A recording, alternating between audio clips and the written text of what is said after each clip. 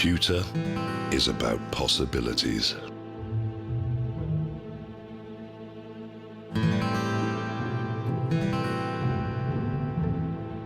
It is an idea made real.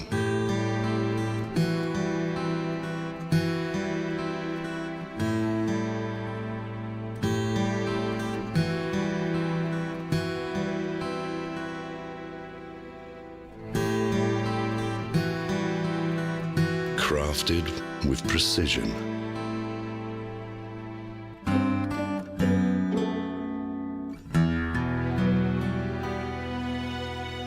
It can make tradition timeless. Pewter evolves.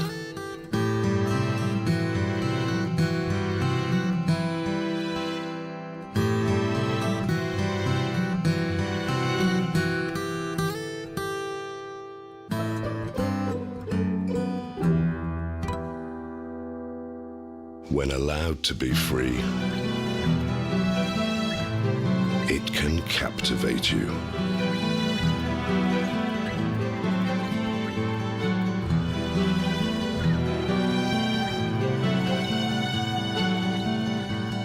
Pewter is our legacy, and we're keeping the legacy alive.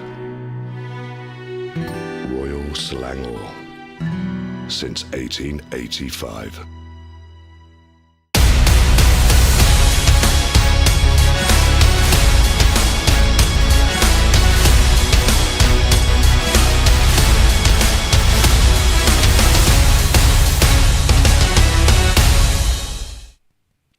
Hi, hello and welcome. Welcome to eRacing GP. This is the Endurance Edition. We're at round 405.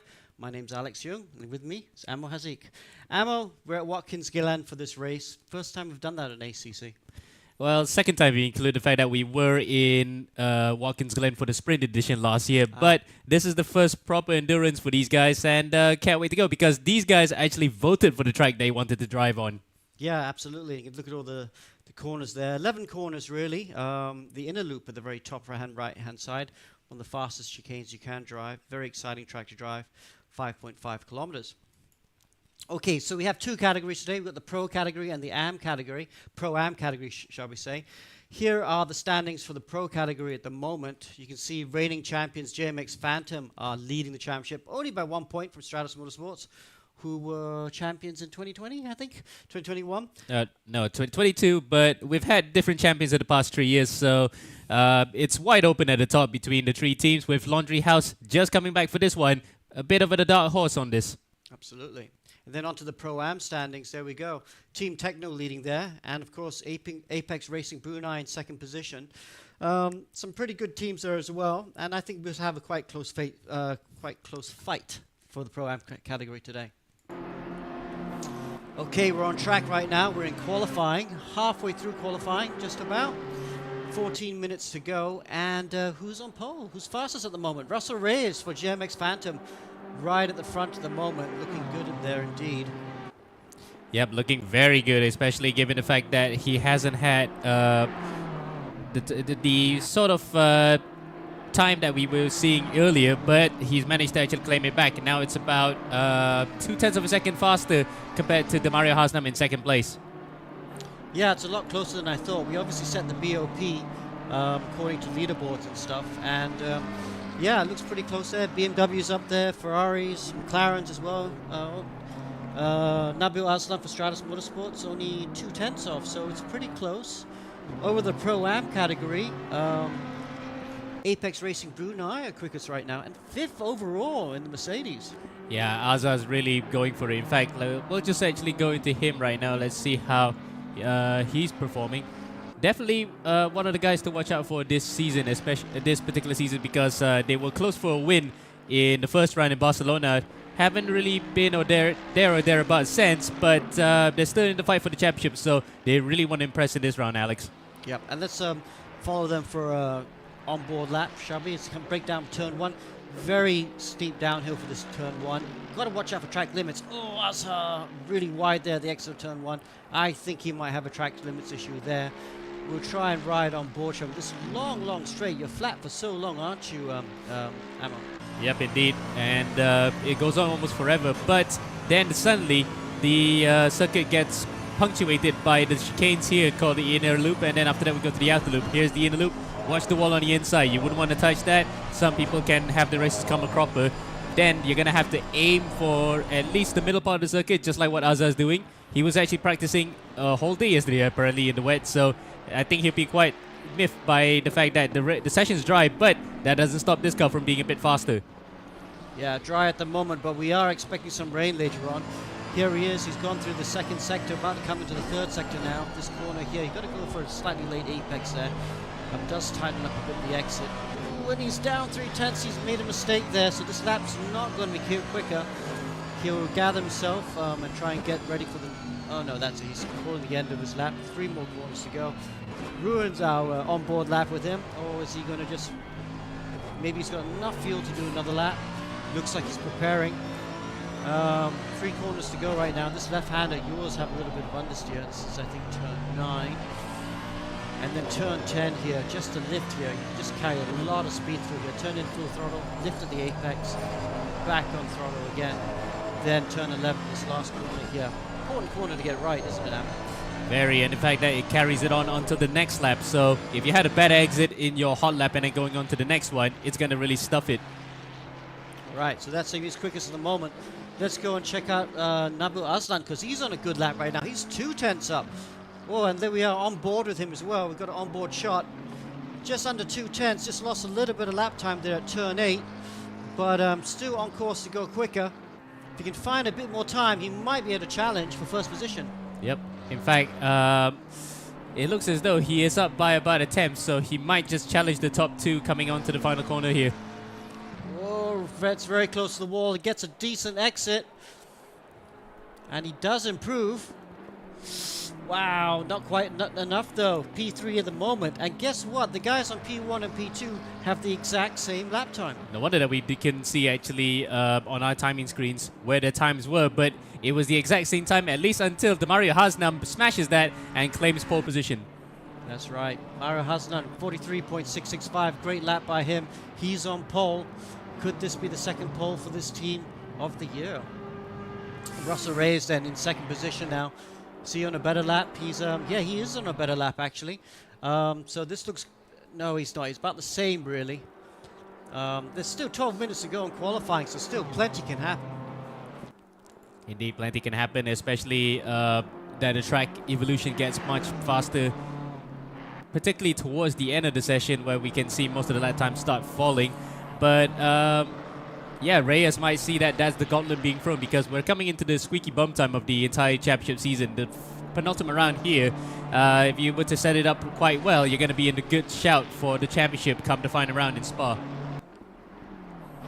Yeah, they got to think about this as well. I mean, these guys are carrying quite a bit of success ballast. Let's have a look at the timing screen. You can see the timing screen here. Quite a few drivers out there with success ballast, and of course have ballast for the different cars and stuff. So the BMWs right now carrying not too much weight. McLaren, they're second in the championship. They've got 30 kilograms of weight right now. And of course, they're in P4 is quite interesting as well. We have Muhammad Alif is joining his brother, Tasbi, for this race. And well, Alif's, you can see the ping is quite high right now. Red bar next to his name. He's 4/10 up. This is going to be a much better lap, but he's going to get some traffic right now. Oof. Yeah, he's got traffic in the form of Jaden Parriott, who is a Formula 4 driver who's been driving in the British F4 Championship. Oh, he doesn't want to actually get in Alif's way there, but unfortunately he has, and that might have compromised his lap a bit, so Parriott goes off and gives Alif back to position. But I think that lap time is, well, he actually managed to gain some time out of the boot section in Watkins Glen here, but that really could have been a much faster time had it not been for the traffic.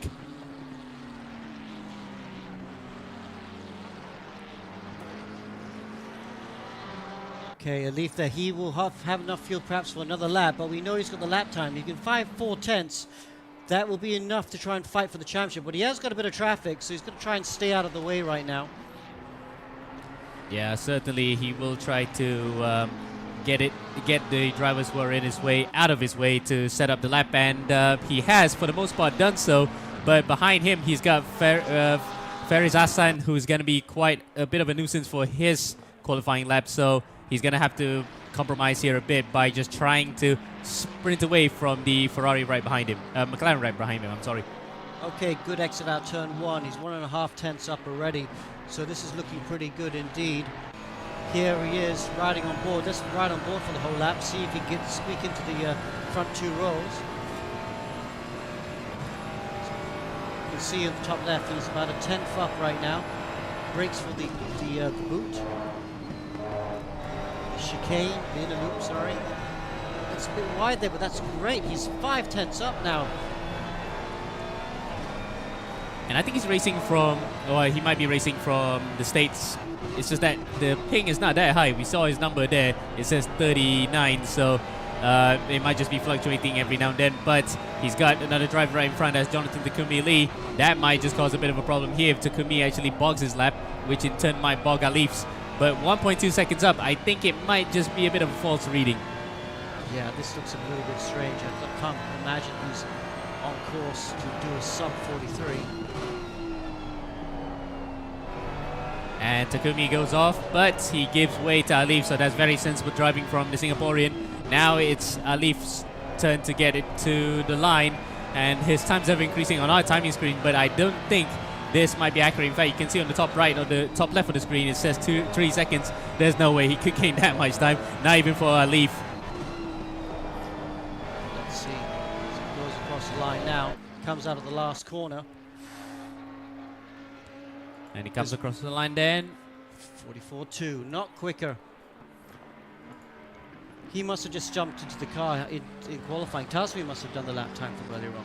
And that's why there's such a big improvement. Yeah, the delta's there. And in fact, that's Tasmi in pit lane right now. Well, in the garage, just because he's waiting for his brother to complete the lap. But he's looking rather calm.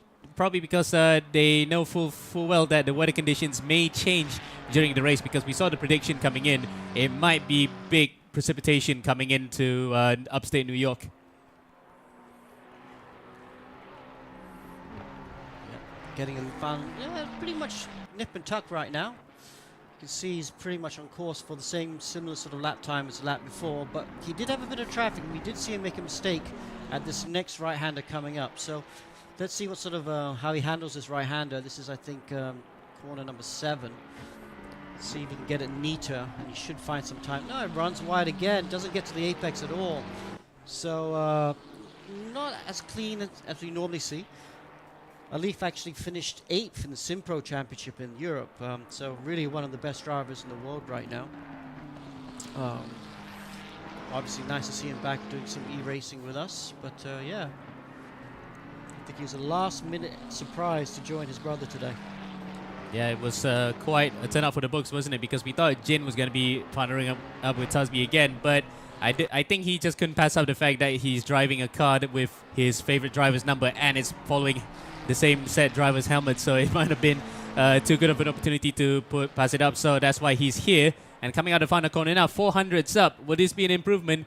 No, it's still a 44.2, so no improvement here just yet for Alif, but he still has enough time to turn it around in the final 6.5 minutes. Okay, back on pole position, Russell Reyes.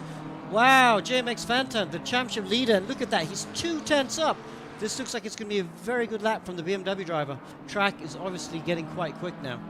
Yeah, the track evolution is evolving quite fast, so no wonder that we can see the lap times drop even close to the 43.5 barrier. So 43s are pretty much the fastest we can see here.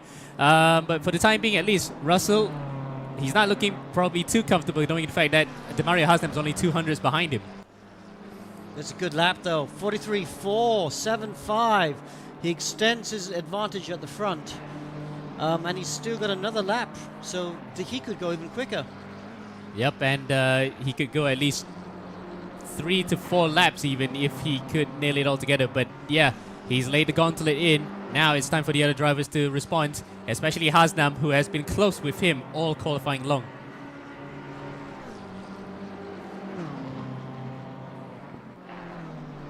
If you look at the timesheet. Hassan there, so it's BMW 1-2, McLaren 3-4.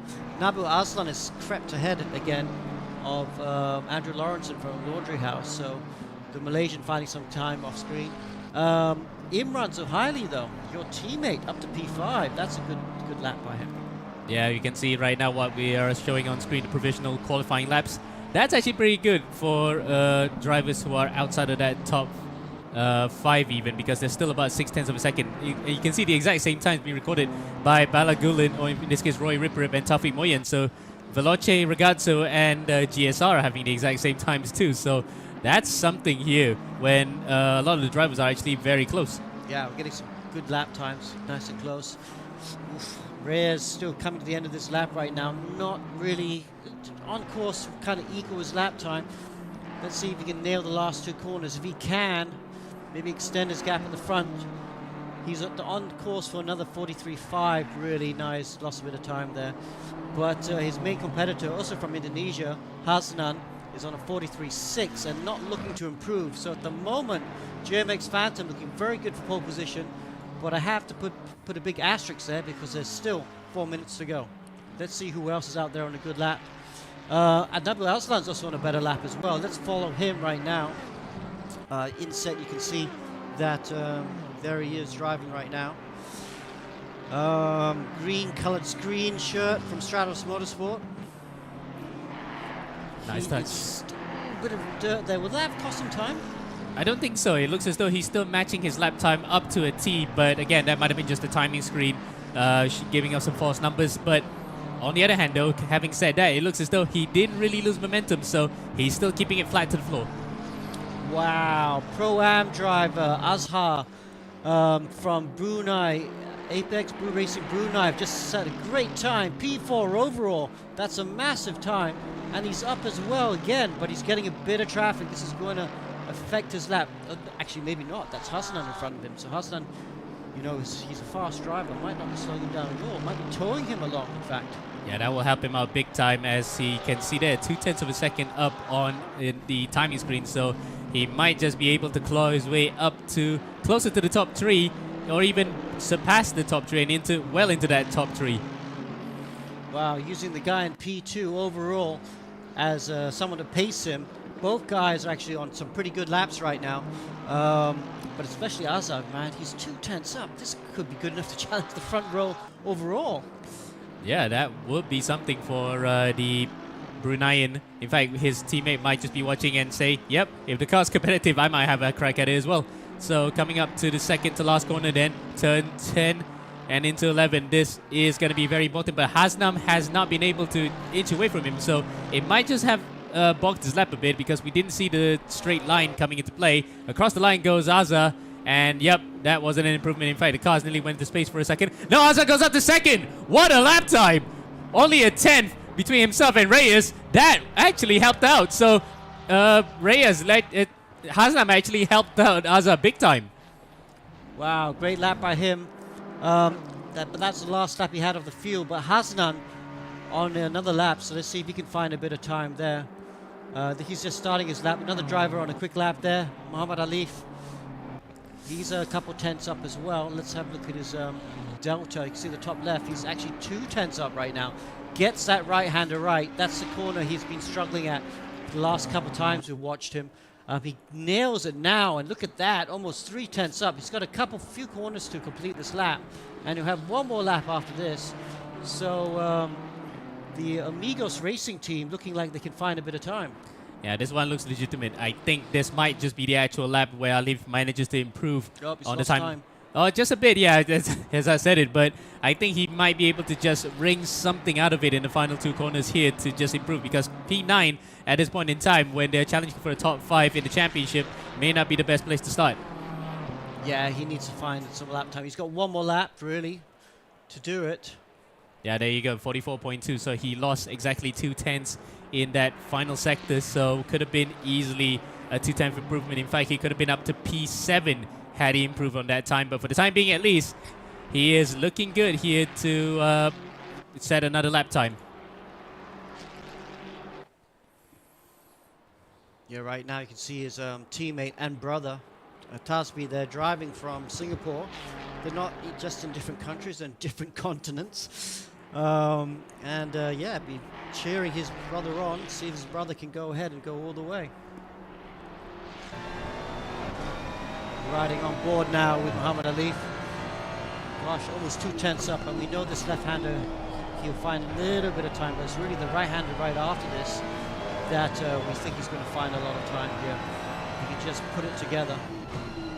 Yep. He's got to get to the apex here. Yes, he does. And that's a very good exit, 3/10 even coming up. So this is actually a legitimate lap time coming in from AR Muhammad Ali, coming up to the end of the boot section. This is the heel. And if he gets it right here, if your exit's pretty good, you can actually gain a boatload of time, which he actually sort of does by about a couple of hundreds. But 3/10 up here coming into the final sector. This is looking good for Alif to be in the top 6. Wow, half a second almost. Lifted quite early for that corner. On to turn 11 then, exit, that's 5/10 up, so it might just be P5 here for Alif. He actually crosses the line, can he make it? Oh, no, he's actually just outside of it, P6 in front of the Blue Steel Racing and Veloce Regazzo cars, but behind Lawrenson, Aslan, Hasnam, Azza, and Reyes. So that is a really fast top 8 even. We can go to Roy Rip. And Roy is normally one of the fastest qualifiers in ERGP. We've seen that before in the Global Edition. Hasman comes across the line. Does he go a bit quicker? He does find the lap time. Takes back second position. Wow! 0.02 of a second separating first and second there. You can't now get any closer to that between the two BMWs and the two championship rivals. All right, there's the lap times there. BMWs are at the front. Big surprise there. Pro-Am pole position for Azhar there in P3. So really good result there from Apex Brunei team. Okay, so that's pretty exciting indeed. Taking pictures of the timing screens. We are going to go for a quick break right now, and we're going to come back with the entry list and the start of the race.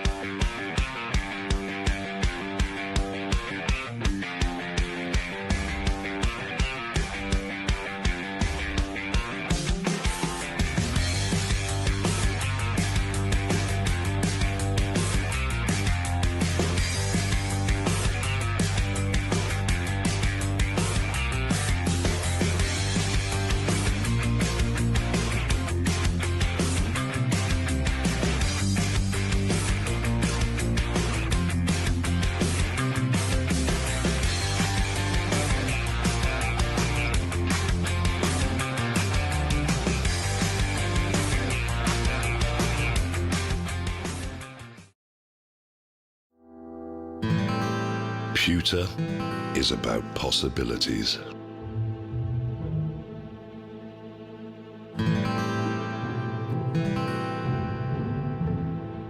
It is an idea made real.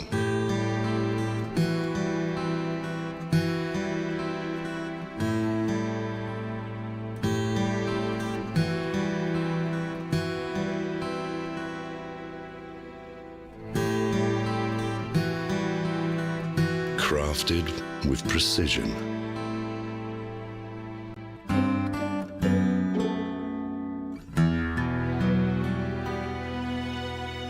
It can make tradition timeless. Pewter evolves.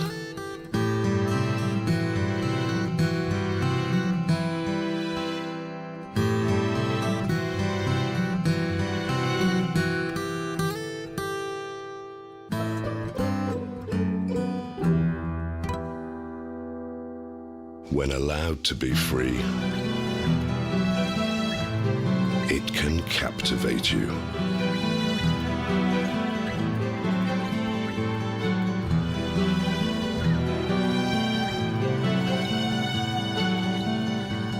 Pewter is our legacy, and we're keeping the legacy alive.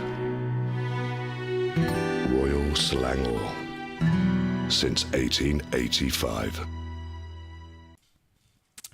Hi, welcome back, guys. We are back right now, and the drivers are just about to start their formation lap. But let's have a quick look at the spotters guide.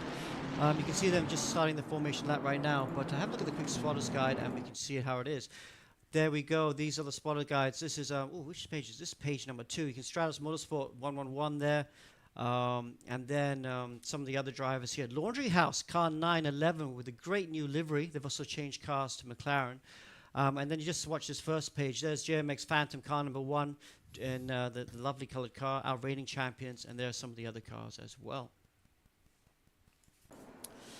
Okay, on the formation lap. So, we are expecting a bit of rain today, but it's still dry at the moment, Ammo. Yeah, I think the rain might be coming in towards the end of the race, as some drivers will speculate, but it looks as though it's quite dry, a bit overcast, so there's a bit of a sign that the weather might change a bit. But apart from that, you can see the top right corner, the forecast for the next 15 minutes at least. The weather will stay as is for now, and the track is actually quite fast, so no wonder the lap times are actually quite low today. Yeah, it is quite fast indeed. Yeah, actually 23 is a very quick lap time for these cars, but as you mentioned, it was a cold temperature. Yeah, what do the drivers have to think about right now? Because obviously, when they've been practicing in the rain, now it's dry. How's that going to affect the setup? What are they thinking about tire pressures, that sort of thing?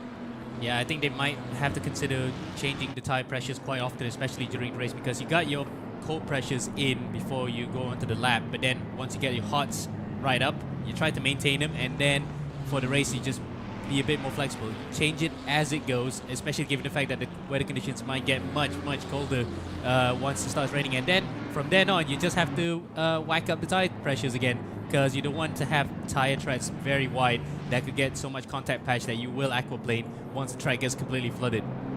Okay, let's just have a quick look at some of the Pro-Am drivers. There is that surprise in P3 right now, which is Muhammad Azhar, who's nice to see him up there. Also, guys in second place in Pro-Am is Muhammad Zikri from Team Racing Line. So they're looking good up there as well. Yep. Also, if you're new to eRacing GP or simulator racing, it sure looks real, doesn't it? And just a bit of background about eRacing GP. We've been doing this since 2018. And we try and mimic real life as much as possible. So we don't allow as much contact as real life, but we do allow a little bit of contact compared to a lot of the other sim racing competitions. And of course, you've got to thank our sponsors, of course, Axel Sports, who helped put this on. Of course, Life will make our shirts. Royal Slang, of course, will make some pretty trophies in X Park for where we are based at.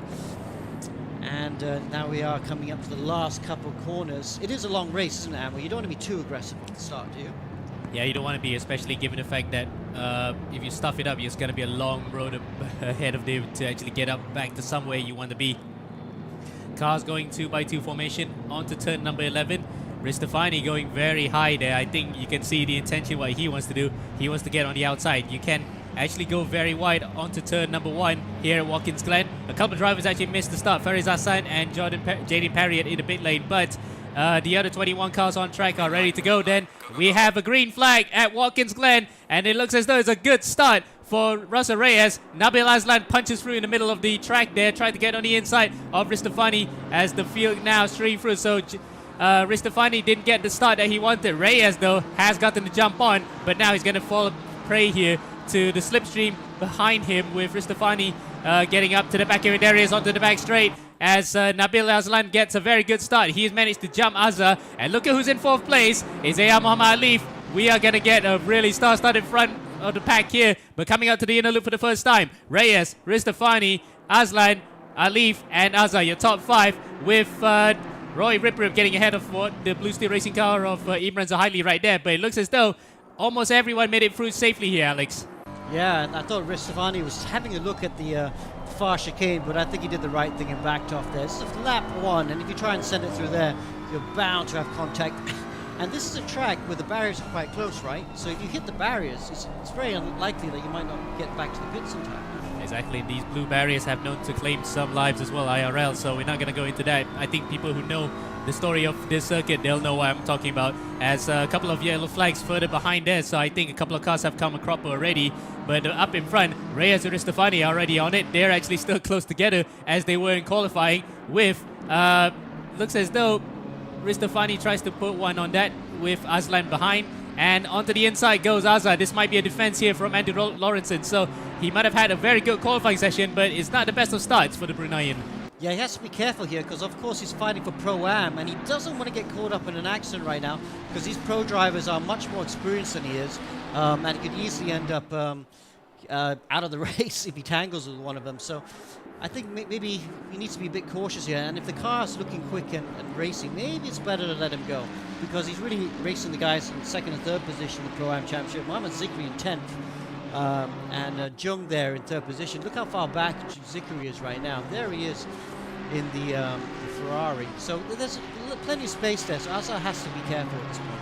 Yep, and in fact he's got a few drivers as a buffer as well, so he can actually work with those guys. But like as you said, Alex, you don't want to get into interclass battles, and certainly he doesn't want to stuff up an opportunity, a real golden opportunity here to win their first race of the season to really state their claim for championship credentials. Yeah, and Lawrenson there be keen to get past. Of course, Lawrenson in the Laundry House car right behind Azhar here.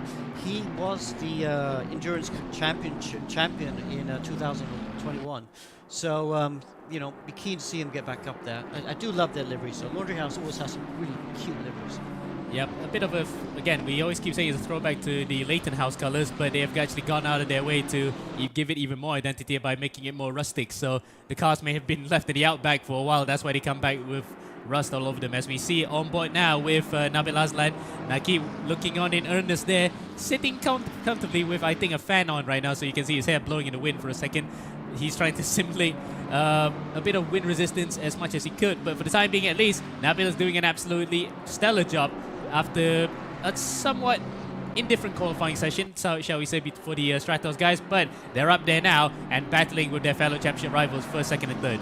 Yeah, but you know, they are carrying a lot of ballast really. But this is the fight really for the championship. These are the top three in the championship. JMX Phantom in P1 leading the championship. They got Ristofani there in P2. He's actually third in the championship at the moment, with Nabil Azan there, who's actually second. Someone coming out of the pits already. Aryadi Vishnu, so that's the teammate to the MPRGP car, number 82, or is it? No, 22, so in the pro class as well. He hasn't had the best of starts. He wasn't one of the two guys in the pit lane. That was the other MPRGP car, or Faris Hassan, so Hassan then not having the best of starts. Parriot as well managed to get out of the pit lane as well, but he is second to last right now. As you can see the snake coming through, passing Aryadi Vishnu, so Vishnu's day is going to go from bad to worse here. The fact that he's going to be falling even further behind. Yeah. Now behind these, the big three, shall we say, because this will be a real good battle to watch as the whole race goes on. Muhammad Alif there coming back and rejoining the championship. He is such a successful sim driver, really, really top notch. He's in the car at the moment. You see his brother there, Tasbi there watching. What is it like, actually, Alif, Amel, when you're waiting to jump in your car like you are now? What do you do? Can you help your teammate out? Well, in my case, of course, I cannot. Yeah, you can't.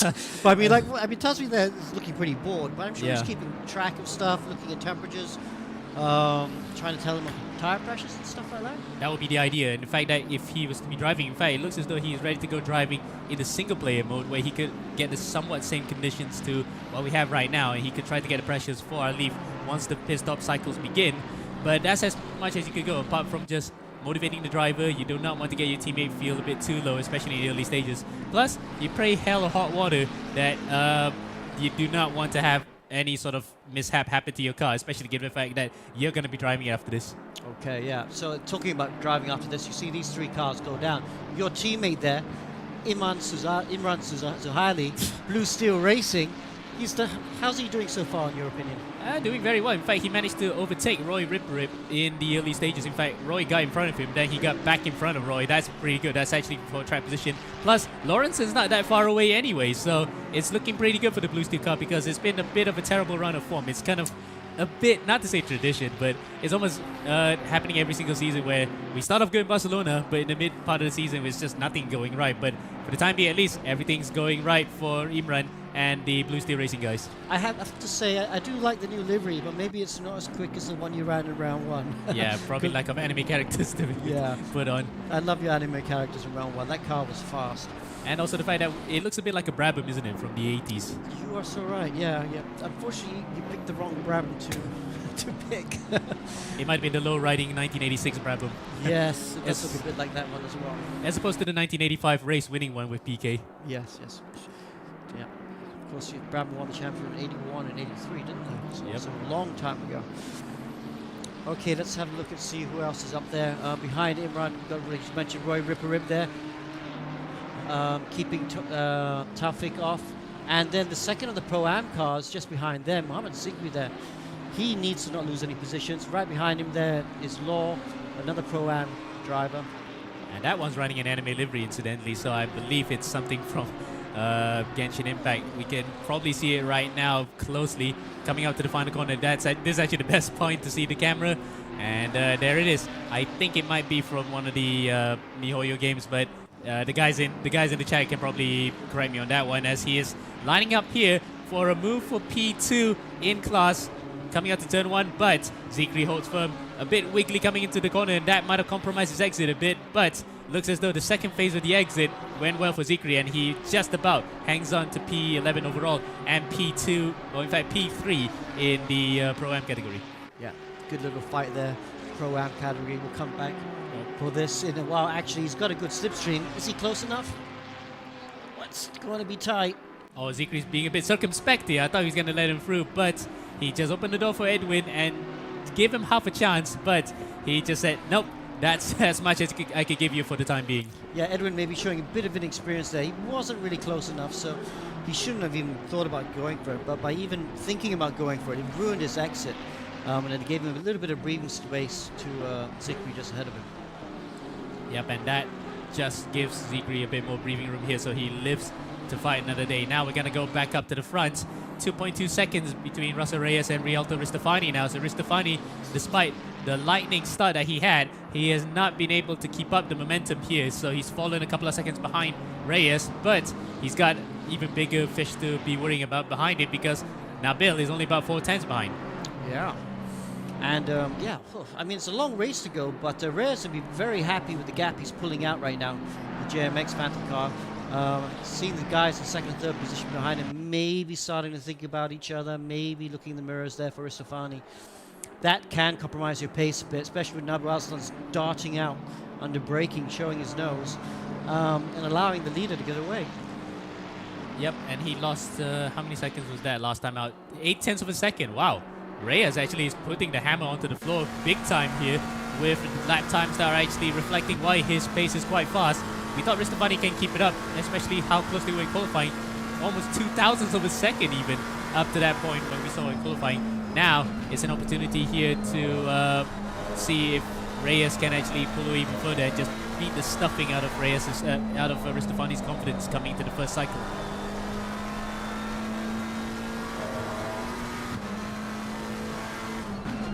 See as they come through this left-hander here. Nabil actually looking quite easy with the inputs right now. It doesn't look like he's obviously, if he can have a go going past, he's going to try and make a move, but it doesn't look like he's struggling too much full pace at the moment. It looks like he's looking after the car. Definitely feel like he knows that there's a long race to go still. Indeed, and pretty much you have to be thinking about not only this race, considering that it's also another 4-hour race, it's a long one, but the championship as well. It's been a long road coming up to this point. You do not want to make any mistakes that cost you an opportunity to lift the title at the end of the season. So again, he's being circumspect, he's biding his time, not really pushing it too far in pace and overstressing the car and the tires, at least until he has to keep his powder dry, and then just go for it afterwards. And of course, these two guys battling, not only are they letting the guy in front get away, but what we're going to end up seeing is the guy in fourth catching up. That Leaf has closed down that gap a little bit, so he's enjoying watching this fight for second position. And Reyes likewise from in front, he's happy to see that there's just big tarmac right behind him, so he can see the whole of upstate New York from there, with Ristofani falling a couple of tenths further behind as well. This particular lap, a tenth of a second, so 2.6 now the gap between himself and Ristofani, but it looks as though Ristofani may have been able to stretch out a bit after that really slow last lap, with a couple of tenths as well that he's gained on Nabil. Yeah, Ristofani with a 44.7 on the last lap compared to Russell Reyes with a 44.6. So, runs really wide there. Oof. Is that planned? That's a bit too wide, isn't it? Yeah, you might risk a penalty there, but not only that, also you might risk a crash because the curb on the outside there can be quite treacherous. As Azza goes wide, Azza's been overtaken by Lawrence, and we saw that right behind as we were focusing on Nabil. There it is. Azza makes a mistake. We can actually go for a replay of what happened there for a second. Yeah, he just went onto the marbles, ran wide coming into the boot section, and that goes his opportunity to stay up in P5, but he's still leading the Pro-Am category. Yeah, he's P6 overall. The guy in second, Mohammed Zikri, is P11. So Azhar's still looking really good, and I think that's fine. Just sit behind Lawrenson in the laundry house car because, you know Andrew Lawrenson's a very experienced driver, and Azhar can just use him to maybe pace him through this opening stint. Yep. But Lawrenson may be a bit miffed by the fact that he was stuck behind that Mercedes for quite a while then, losing touch to Alif for at least a few laps. But now he can actually get that car away from the Mercedes and get up to the back of that Super 5. Wow. Russell Reyes there with another 44.3, fastest lap of the race. That's really good. Good 4 tenths quicker than Ristofani in second position. No one else getting close at the moment. So Russell Reyes just really pulling away from the race, from the rest of the pack at the moment. There he is in the JMX Phantom car, our reigning champion. Let's not forget. This is one of the best teams in the region, really. Indonesian-based team. They do such a good job preparing for these races. Very, very ultra-professional, and it's showing right now in this opening stint. Certainly, and he, again, it just shows that when the going gets tough, he gets going even harder, and how he and Ristofani were just swapping lap times during qualifying, managing to pull that rabbit out of the hat in the final few minutes of the session just now, and just setting the pace from then on. So it's early doors. We can still have something happen in between to Reyes or any of these guys in the top 5 that might be able to open the door for the rest of the field to get a good result. But for the time being, Reyes, good start. Now he's just focusing on being as metronomic as possible up in front. Yeah, you just got to hit your markers, don't you? Get the turning in right. Just be super consistent. That's what Muhammad Alif is doing right now in Amigos Racing Team. Look at that. He's closed right down on the third position car there of Nabil Aslan. So, Alif was late in confirming his entry for this race, so I wouldn't be surprised if he hasn't been able to get as much practice time as he usually likes to. But he certainly seems to be coming good in the race now and showing some really good pace. Yeah, again, it's the sort of guy that he could get used to a sim immediately. We see that how he was in Sim Pro. He tells us behind the scenes that how it feels different each rig. So you have to get your feeling baked in, as he would say, into that rig and just go for it. So once you get that particular bit sorted, it's just plain sailing from there. And this is what we see Alif being good. His adaptability is very high. Yeah, absolutely. Arguably one of the best, if not one of the best sim racer in the region. You talked about him doing Sim Pro this year. That's on Seto Corsa Competizione, the game we are racing on right now. Is that probably the biggest ACC championship this year, you'd say? Yeah, it is, definitely, because it's where the actual GT Pro guys go in. They race the day before the Sim Pro guys, and the points that they all earn in those two championships also earn towards the real championship. That's why the manufacturers actually have been quite invested in this. That's why when we had an entry for Axel for this one, we're basically a factory team. Yeah, I mean, that's pretty cool, actually. I love the fact that SRO trying to make it closer together between real life and the virtual world. And I'm glad that we can go with on-site racing again, isn't it? I mean, we love the online races, which is what we have today, but having on-site events is really the best thing, because then we know everyone's on the same equipment, same internet, and you get to see the guys drive in real life as well. Yeah, and you get to actually see the nuances in the driving for real as opposed to being online, because you can see some of the webcams. They're not really showing their steering input, so I think some of those guys are being ultra secretive, or maybe the way that the screens are positioned that you really can't see the wheel anyway unless you point to the bottom. But if you're looking at virtually some of the nuances in the driving style, yeah, you can see Leaf, the car just really doesn't react at all. The car just literally feels so planted when he goes through the corners. Okay, well, let's stay on board with him for a lap then, shall we? He doesn't have a steering wheel on, so we can't really see his steering wheel. Maybe the field of view is just a little bit too low. That's okay. Yeah, so Leaf either finished 4th in the last Simpro race of the championship, 8th overall.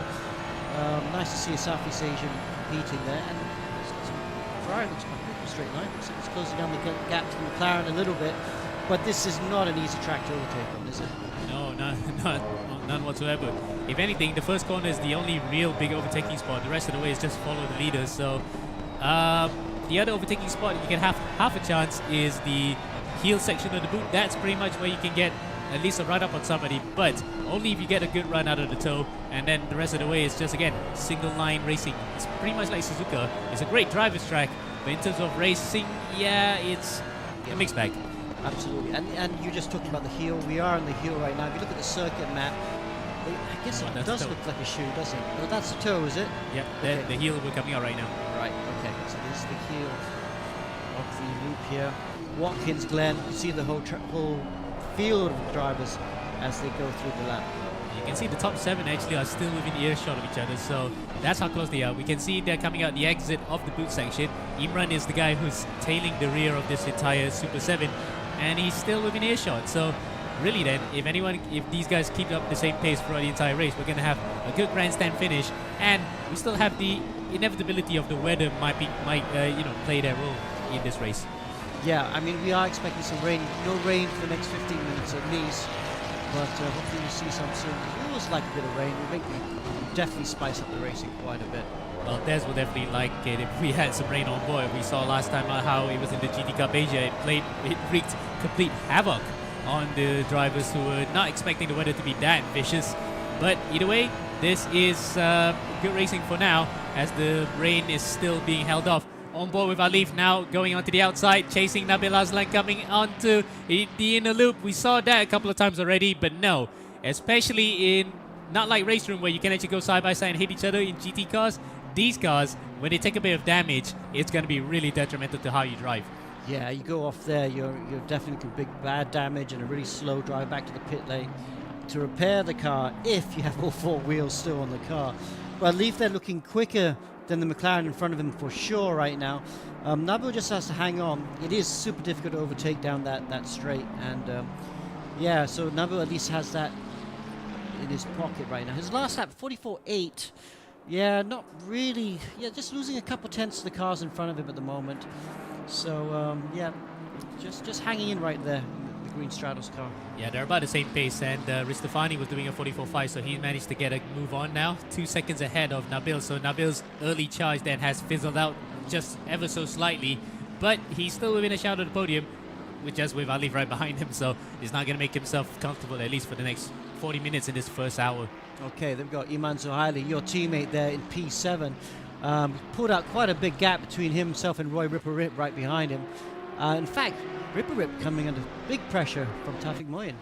Yeah, Taufik is a known quantity. I've raced against him for so many years now. In fact, I think since 2015 I've raced with him, so he knows he is actually quite canny, and he will strike when you least expect it. Coming up to turn 1 here now. Let's see if he will dink on the inside. No, he's just pressuring Roy ever so slightly. Roy's sliding. He's sliding even more there. Nearly losing it at turn 1. Wow, I think the pressure might have gotten to him. And Taufik around the outside, coming out to the S's. You do not want to go side by side here, especially in GT cars, but he manages to get through. And I thought that, well, Roy might be able to soak out the pressure, but spoke too soon there. He's lost position now to Taufik Moyen.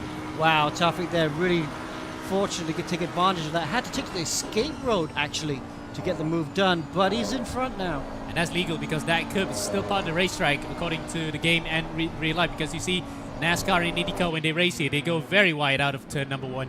Yeah, and also, I mean, the car is almost doing a half spin in front of you. It's better to take the cautious way and take the escape road if you have to avoid an accident. Yep, and Roy looking really squirrely, so I think the car may be just a bit compromised in terms of its tire wear, but still hanging on ever so slightly, but he's just happy to still be running, because if he spun and whacked the barriers, these really noticeable blue barriers in Watkins Glen, he's going to have a long road back to the pit lane. Yeah, and that Audi's not good for tyre wear, is it?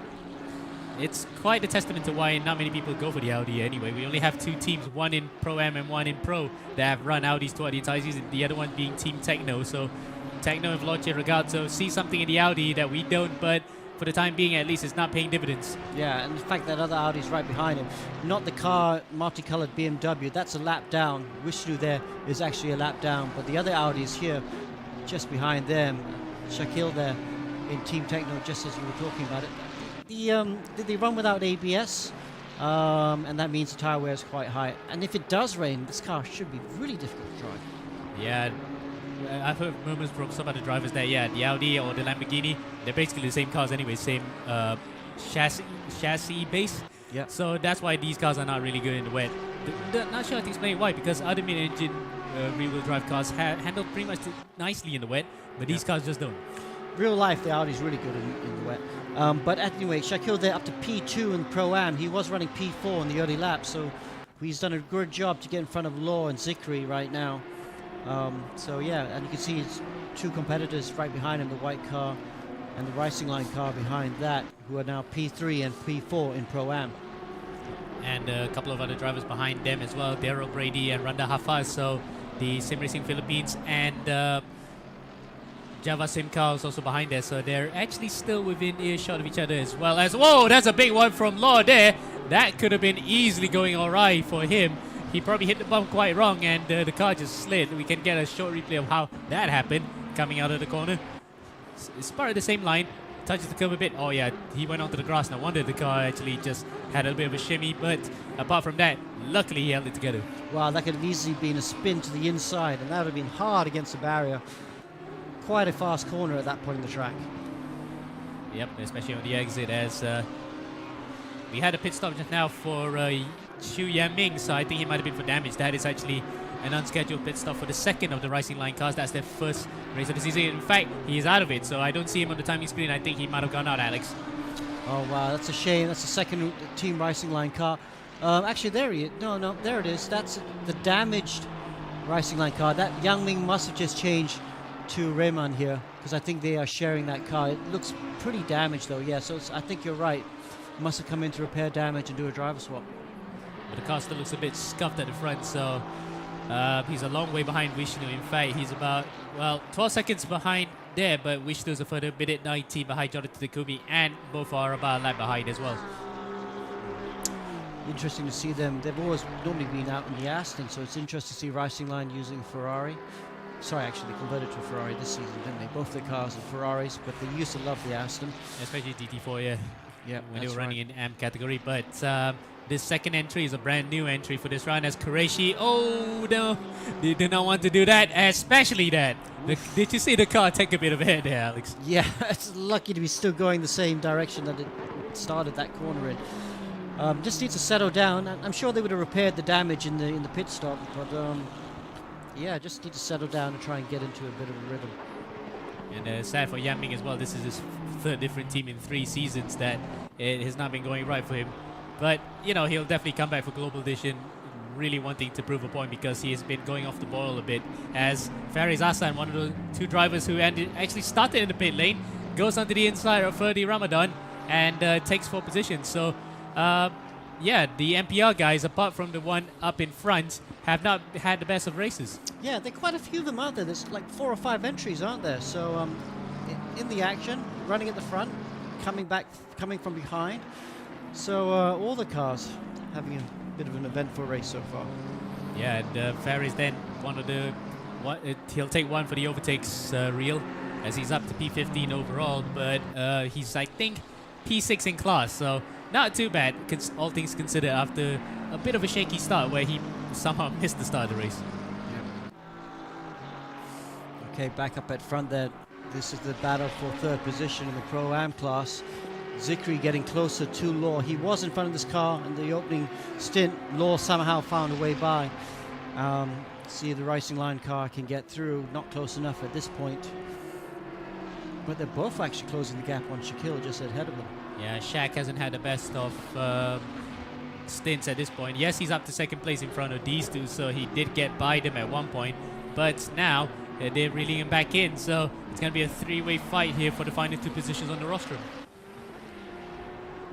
And we saw Law last time doing that. Oh, Zikri does the exact same thing, but the car manages to still stay a little bit more planted compared to the Lamborghini. So the Lamborghini, the way that it's being set up by the Raiden guys, are a little bit more highly sprung.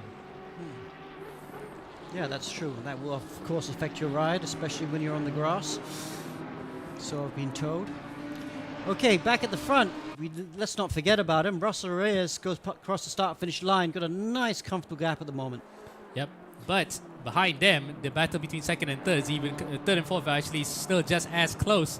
As you can see there, Alif and Nabil still separated by 0.4 of a second. Last time out, 45.7 for Nabil, 45.9 for Alif. So he lost a bit of time, a couple of tenths, but he still latched onto the back of that McLaren. And guess what? It looks as though this might just be his best opportunity to line one up on the back straight.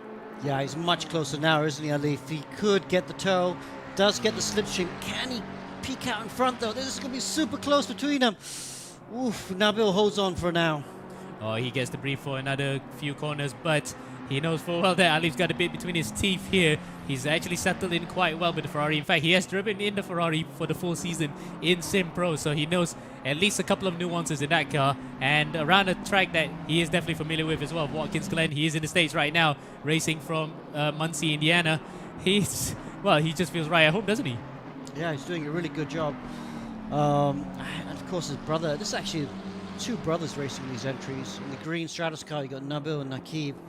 And in the pink car, you got Alif and his brother Tasbi racing as well. And they're both really strong driver pairings. Yeah, but, you know, of course, let's not forget the success ballast in that Stratus car. So I think it's just a matter of time before Alif finally finds a way through. And he was flashing Nabil there, saying that he wants to let him know he's right behind. Randa Hafaz gets a 10-second penalty, though, so that might have been for a collision somewhere. I'm not sure we're playing live studs at the moment, but that's a 10-second penalty that Randa Hafaz has gotten.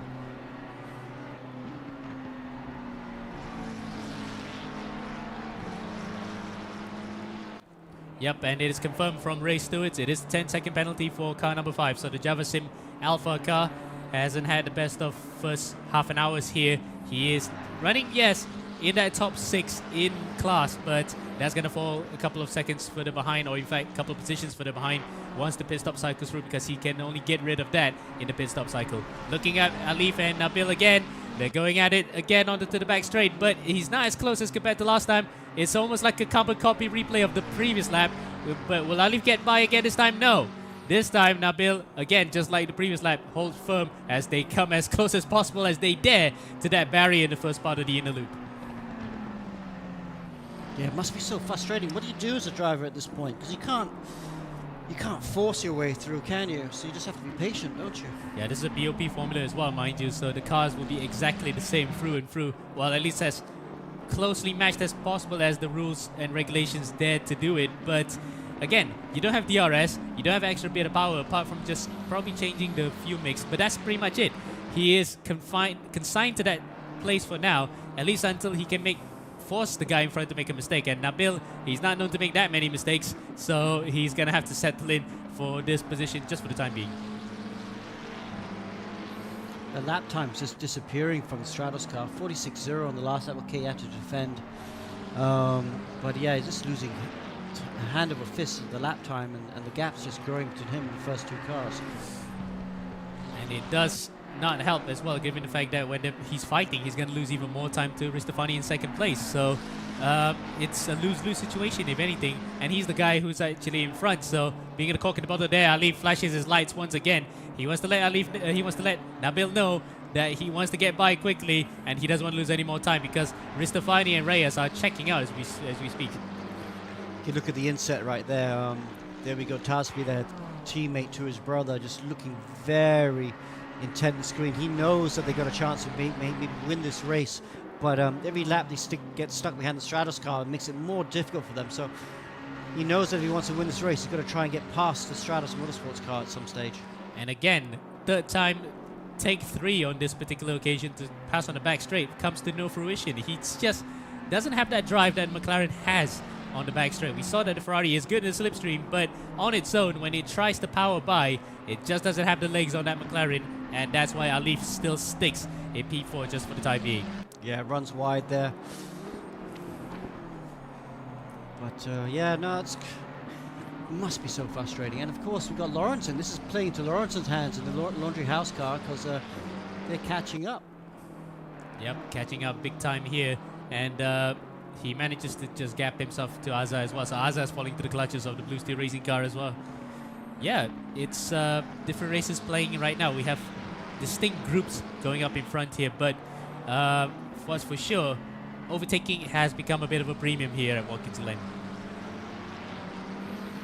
Qualifying is important, of course. Of course, the pit stops will be coming up in about half an hour or so. So when the pit stop's coming out, that's when you can try and make a move. I would imagine Alif might come in early and try and do the undercut because he's just losing too much time behind McLaren at the moment. Yep. And across the line they go, 45.4 even for both Nabil and Alif, but Alif is about 0.04 of a second faster that time round, and a poor exit coming out of turn 1. Yeah, and another half a second they lose to the guys at the front. These guys at the front, Russell Reyes just pulls out another half second, so definitely getting a little bit spread out at the moment. Yep. And, well, can't say we stood over shots. Oh, Edwin goes onto the inside. That's actually quite a dive there for Edwin Lowe. What a move, and he actually flashes his hazards to say sorry for that one. But that is actually quite a good move, a block pass. We're going to get a replay of that one to see how did Edwin do that particular dive. Nice dive down the inside, perfectly done. Shaquille saw him and just gave him a bit of space in the apex, which was the right thing to do. And Law says, thank you very much. And that was nice of him to flash his hazards to say sorry, but I'm not sure if Shaq can see that from his driving view because it is a left-hand drive car while he was on the right. But either way, good move from Edwin Law. Up to P2 in the Pro-Am category. Still quite a ways away from Muhammad Azza after that sensational qualifying. He's still up there in P6 overall and still leading the way in Pro-Am. Yeah, this battle right now for Pro-Am. Good, 15 second behind Azhar. So it's still, it's still a long way to go. The 15 seconds is nothing in a 4-hour race. But now Law's got back in front. I expect him to gap Shaquille. And we know that the Audi has not been quite good on its tyres, especially at this point in the race. We saw how Roy Riprit was struggling a bit. I think the tyre where Gremlins have actually caught up to Shaq as well.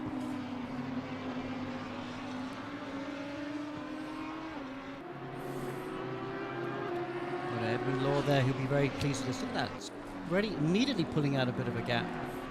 Close to a second now, 6/10 even coming up to the final quarter. There's the Itasha on the side.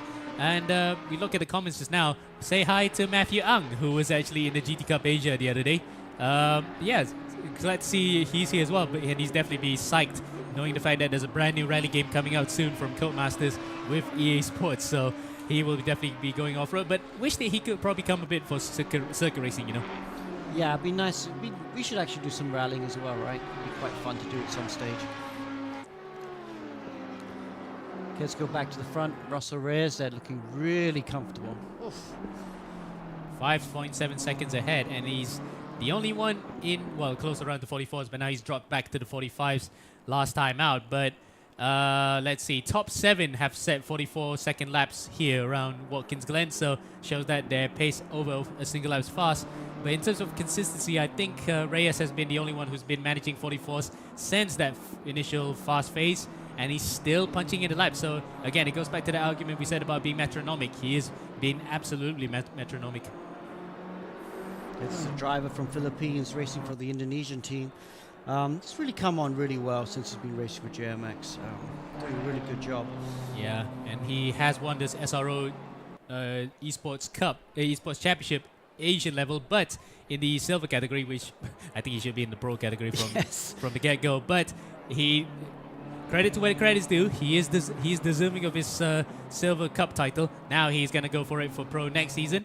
And in this particular case, he has one ultimatum for this particular championship: defend the title. Yeah, and another good lap by him, 45.1. In second position, of course, Ristofani right behind him in the identical BMW with just different livery. 45.2 for the Indonesian driver. Had a track limit zone on that lap, so they have to be careful. If they get more than 3 track limits, it becomes an issue. But look at the fight for third position again. Aslan still defending the inside there. Oh, and he's so slow through the chicane. One of these days, one of those guys might just whack the barriers if he actually get that wrong, because you can see the barrier on the inside when you turn to the right. How close is it to the apex? If you were to get that wrong, you're going to spin it around and just whack the barrier on the other side. So, Alif goes wide then. Alif might have overcommitted to that one, but they are really fighting so hard that is bringing Lawrence into play. So it's going to be a three-way battle between 2 McLarens and 1 Ferrari. Yeah, it looks like that McLaren is really struggling for exits. I think he must be chewing through his tire right now. All that success ballast definitely is going to start causing some issues. And of course, most of these cars are set up for the rain, because everyone was expecting some rain today. I don't know. I think a lot of these drivers, you can see how low some of these cars are. Probably visually it is low, but it might have been set a bit higher, because normally you want to get the car to be having a bit more ground clearance when the rain comes. But it looks as though 44.3 that we saw in the fastest lap set by Reyes, these cars are still pretty much set up for the dry. Yeah. Well, I mean, you definitely don't want to set it up for a full wet, do you? Because you never know, right? And as we're seeing today, it's been quite dry so far. Yeah, we did see the predictions, coming into this week, how the heavy precipitation and it was going to be flooded was going to play a role here. That has not come just about yet, but the rain make an appearance much later.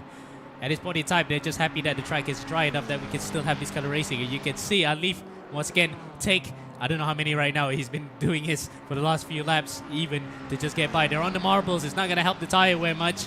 Coming onto the inner loop again. Similar outcome. It just looks very samey, and the drivers are driving about the same driving style in this case. Nabil and Alif, because they learn off each other as well in this race right now, how they're driving. It's pretty much equalized in that regard. It just takes one mistake from one of these two drivers to just make this battle go away.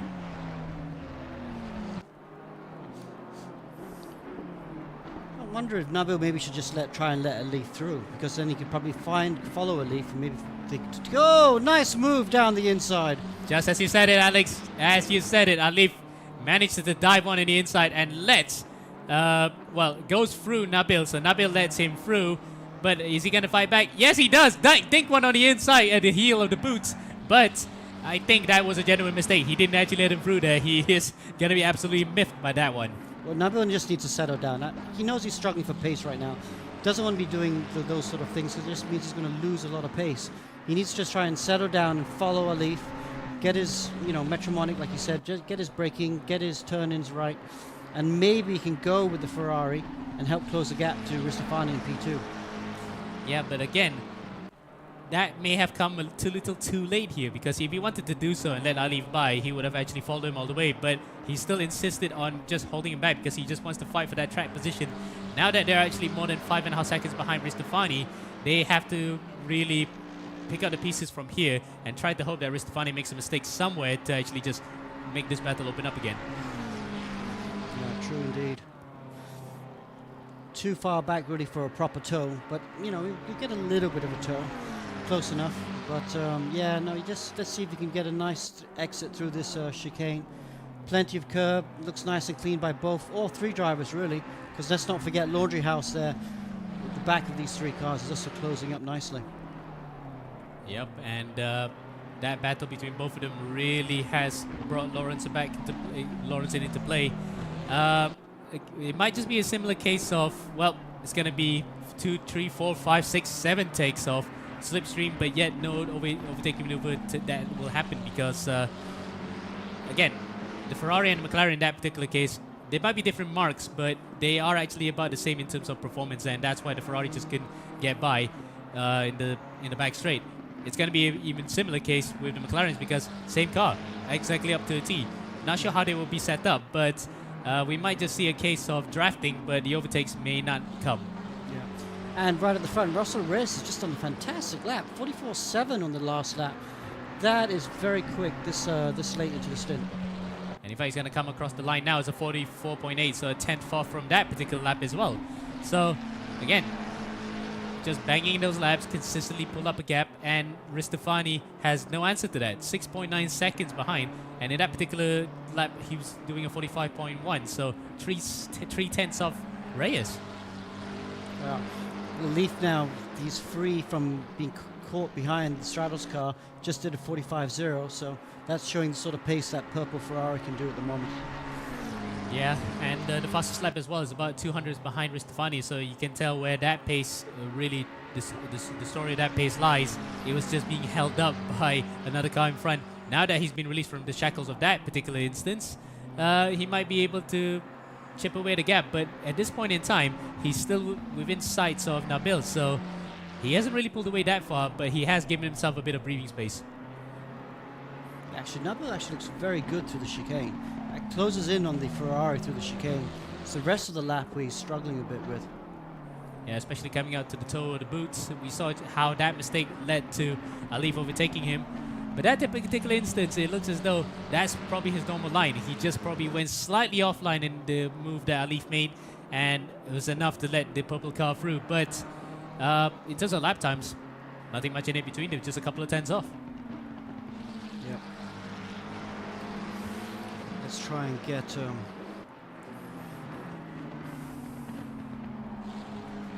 Oh, a bit of a move there between Shakil and Edwin Law. Let's see what happened there between P10 and P11. It looks as though that the move may have actually happened for a second, but Shaq is now in front of Edwin. Let's go back to see what happened there. We're coming up into the boot section. Oof, that was very close between the Audi and the Lambo, but it might have happened at the toe of the boot.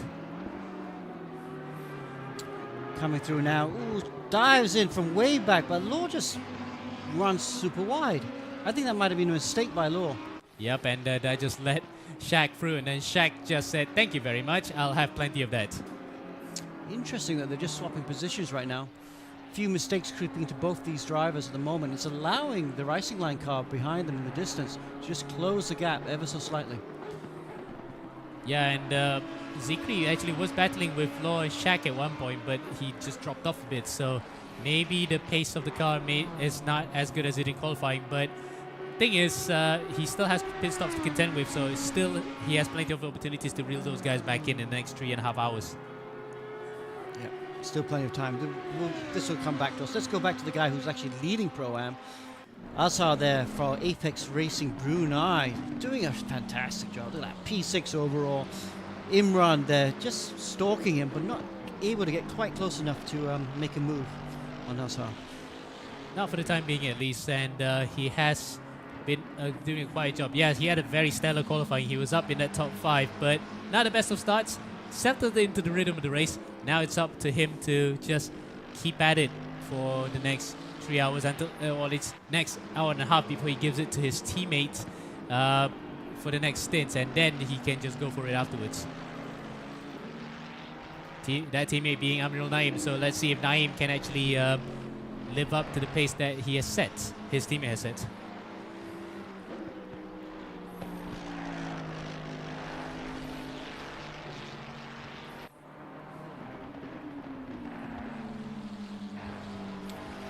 Okay, another Azhar there with a good lap time there, 45.3. Really looks like he's keeping up with the leaders at the moment, or doing the same lap time with the leaders. So as the fuel is coming off, that Mercedes is obviously starting to feel a little bit better. Well, it's a conversely thing that happens to the Porsche. When you have heavy fuel, the car feels great, but when the fuel's light, it just feels awful because the fuel tank's at the front, so somehow the car just feels more oversteery.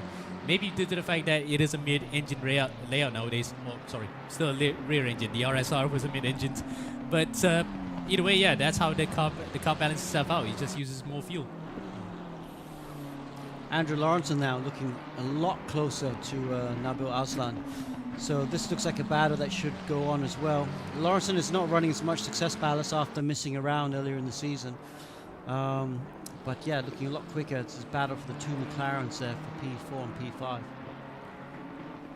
And again, this will be a similar case of two same cars just cancelling each other out, because despite having slipstream, it may not be the same kind of thing where you have a slower car being overtaken by a fast car. It's just two similar cars chasing each other. No overtake's going to happen, at least until someone makes a mistake.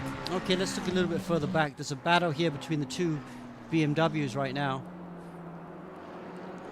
Yeah, Felix Young and Galandi Haki, and I thought that Young was actually much higher up than this position that he is in right now, but it looks as though might have been a mistake somewhere, might have been a collision as well, so that's why the Passionate Racing car is now P18 overall, but about P8 in its class, actually a bumper grade of Pro-Am cars, so that's why it's actually quite competitive here. Every single point counts, as we all know, because in the Pro-Am category it's still quite close between the top 3 here. And the Passionate Racing car is not that far off, so it was actually an outsider in that particular championship. Yep, and he's obviously just made the move because he's now pulling away. Was only half a second behind at the beginning of this lap, now he's a full second behind. So Felix Young just driving away at the moment, and yeah, we're hoping to make up some more positions. Yep, let's see then. Any other battles? Actually, the battle between Lawrenson and Aslan is actually quite close right now. P4 and P5, 0.2 of a second separating the two McLarens, and looks as though Nabil's charge has faded, not completely, but has faded really notably compared to the start of the race.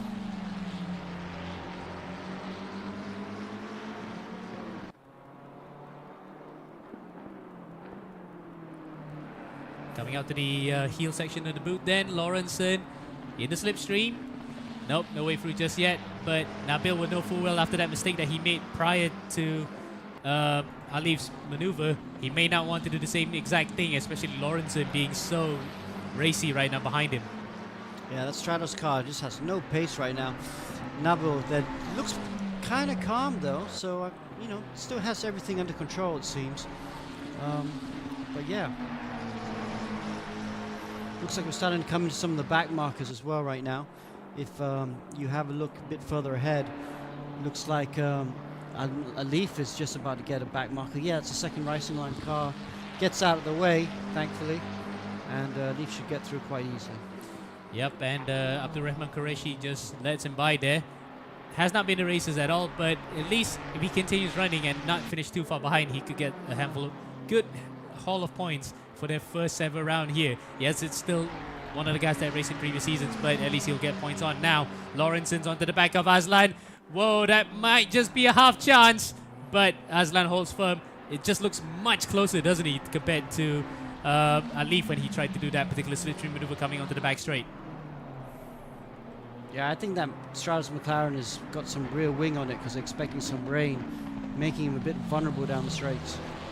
But having said that, he was actually able to hold off Alif on that back straight. Now he's actually driving a bit more rougher around the edges. Really rugged right now. He's just not being able to compose himself at this point. Yeah, no, I don't think so, because you can see just at the very end of the straight that's when they seem to lose time. So for me, that looks like a wing setting. And in a short straight like this, maybe you can't tell because you can see how he exits the corner quite nicely and manages to still maintain that gap. But Lawrenson, though, looks as though that particular car is not set up for the wet. He is going for a dry run. Always very tricky, well, just like in real life when you're just trying to figure out what the weather's going to do and set up the car for it. Yeah, and it's always annoying, isn't it, when the rain really doesn't show up, at least until after the race is done and on the podium. For the real life guys, of course, you do want to set up the car, especially for the weather at hand, but is there a sort of in-between? Any sort of setup change that say the suspensions need to be this softer or the car needs to be this height, because you want to be having compromise between being too high or too low? It's a good question. Obviously in Formula cars it's a big issue. If you're going to get a lot of standing water, you got to race the car high. But in these cars, not really. You don't really get the cars, you know, because even though they're low, they're not low like a single-seater. That key for me is defending too much for this corner. Yeah, okay, you want to go to the middle of the track, that's fine, but he's too narrow there, and it's affecting his exits. Part of the beauty of racing is learning how to drive and race, really, while defending and trying not to lose too much time. Because every time he defends, he loses a chunk of time right now, and he's falling into this pattern. He just needs to try and break a little bit of a gap. If he can just get a clear run through that chicane, he might be able to pull out, and then he won't have to defend so much. We're coming to the hour right now as well. So pit stops. We are in the pit stop window, really. See who's been a little bit light on fuel, who's been a little bit heavy. Have a look at the timetable right now. driving board, and you can see all the drivers out there. Russell Reyes, JMX Phantom, you want to take us through this, Ammo? Yep, as we go into the commercial break, Reyes has been able to pull up to a 7.9 second lead in front of Ristofani after such a close battle between those two in qualifying and in the initial stages. But it looks as though the BMW, the Indonesian car is up in front, still 7.9 seconds. Alif in third after that impressive move on Nabil Azlan and a very good start despite a very poor qualifying. He's up to P3 with Nabil fourth, still in front of Andrew Lawrenson in the Laundry House car. So that's your top 5. Azhar leading the way in Pro-Am in front of Shaq, Edwin Law, Zikri and Randa Hafaz. So that is Team Techno in second. Third is the Raiden Esports car. Fourth is the Racing Line car. And fifth is the Java Sim Esports Alpha car. So that's your top 5 in each class. We'll be right back after a short commercial break, but don't go anywhere. We'll be coming back very soon.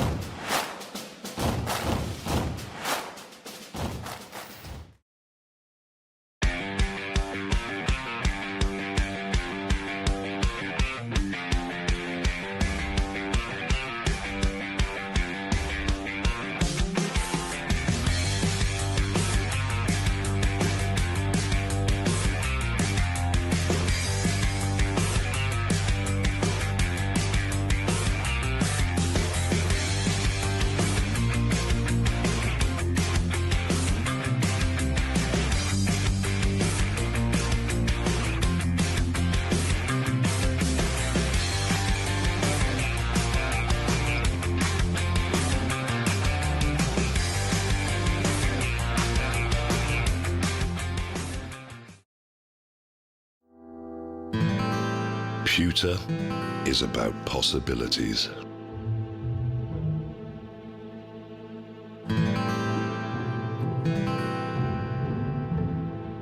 It is an idea made real.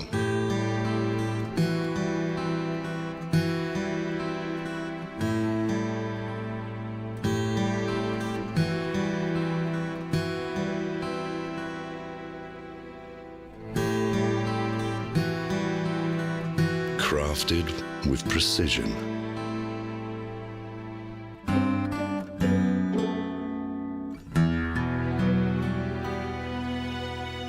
It can make tradition timeless. Pewter evolves.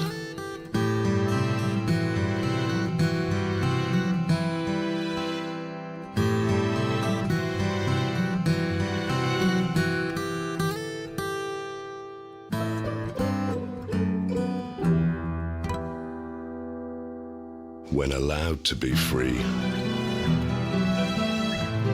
it can captivate you.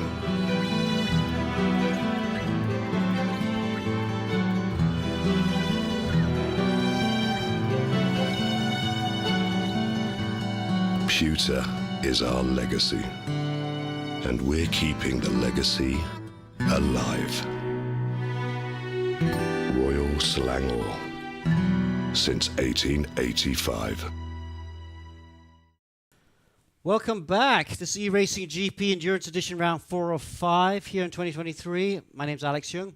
Here with me, Damon. Damon, the action is coming along quite nicely. It's good to have you back with us. Thank you very much for having me. It's been a while since the last round in Kailami, which I've only just recently found out is pronounced Kailami. And I've been watching for the past hour, and things have been developing quite nicely as we're now going back into the race itself. And you can see there's already been some duels happening during the commercial break. We're looking at Lawrenson here because we did have a small incident with him almost losing the car while trying to pass Nabil Azlan in front here. Yeah, so you see that he's fallen back just a little bit as they're starting to come into some traffic. Team Uncle there. in the marble coloured cars. Love that car. They always have nice liveries. But yeah, good battle there. Lawrence are just losing a little bit of time, giving Aslan a bit of breathing space. Yeah, and now he has a lot of time to make up. But if we go back to the back of the field, slightly in the back, around 10th or 11th place. Let's see here. Edwin Law trying to get past Shakil here. He is, of course, in the same class competing with Shakil for position. See here the gap, just about a second, and then just behind that we also have another duel with Randa Hafas and Muhammad Zikri from Rising Line. Yeah, Zikri's having a really up and down. He was second in Pro-Am, now he's down to P5. Hafas has just found a way past as well, so Zikri, they're struggling with consistency. Yeah, it's opening stint, and we are about to come to a pit stop, so maybe it's a tire pressure issue. Maybe we can fix the tire pressures or something and find some consistency in the next stint. Yeah, it seems like it. And even in this position, Zikri doesn't really have anything to worry about in particular because Hafas still has that 10-second penalty he has to take in the pits before he's allowed to get back on track, right? Yeah, that's right. So that should allow Zikri to get back. But I mean, Zikri doesn't want to be here.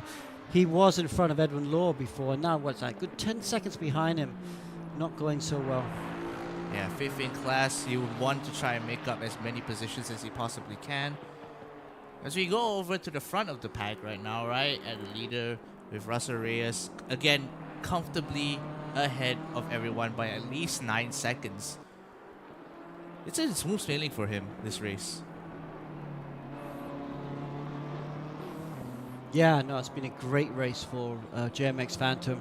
Just out in front, able to do his lap times. His last lap was a 44.7, which is really, really good. So just showing some very good lap times.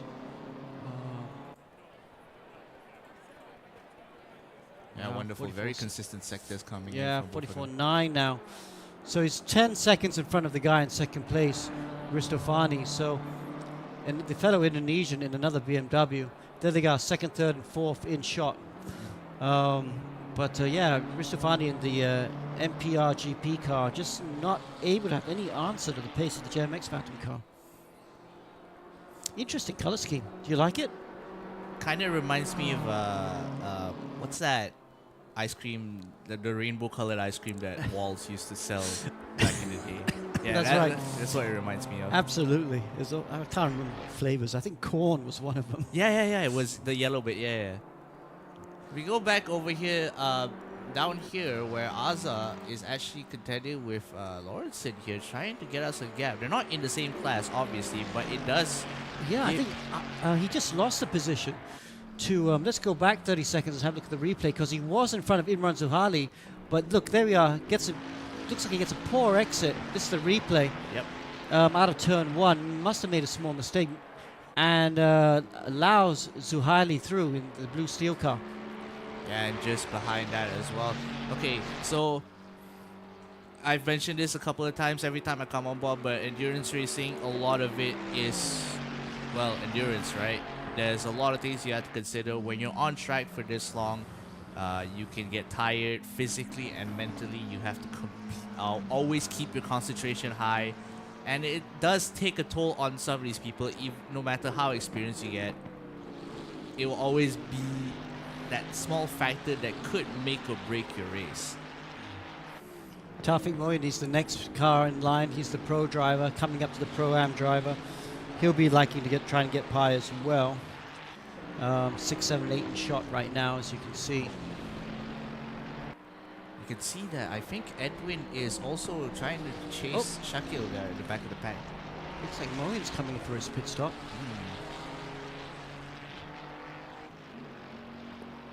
Whether or not this is the right call remains to be seen. Maybe he could have held out for another lap. Maybe he wants to try and do the undercut. So first of our pit stoppers.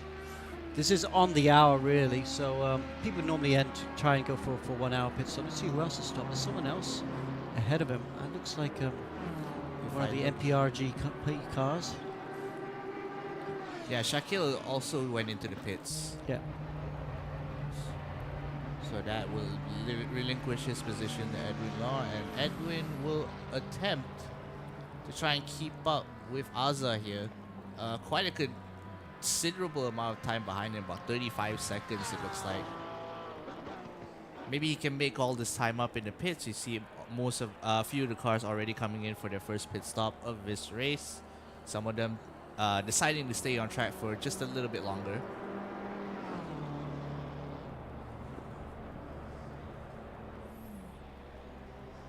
And that's our first driver out of the pits right now.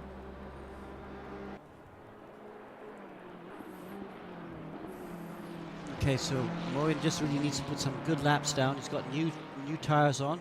Heavy fuel load, of course, but the new tires do help at the very beginning of the stint, and maybe he can do the undercut to get back in front of Law.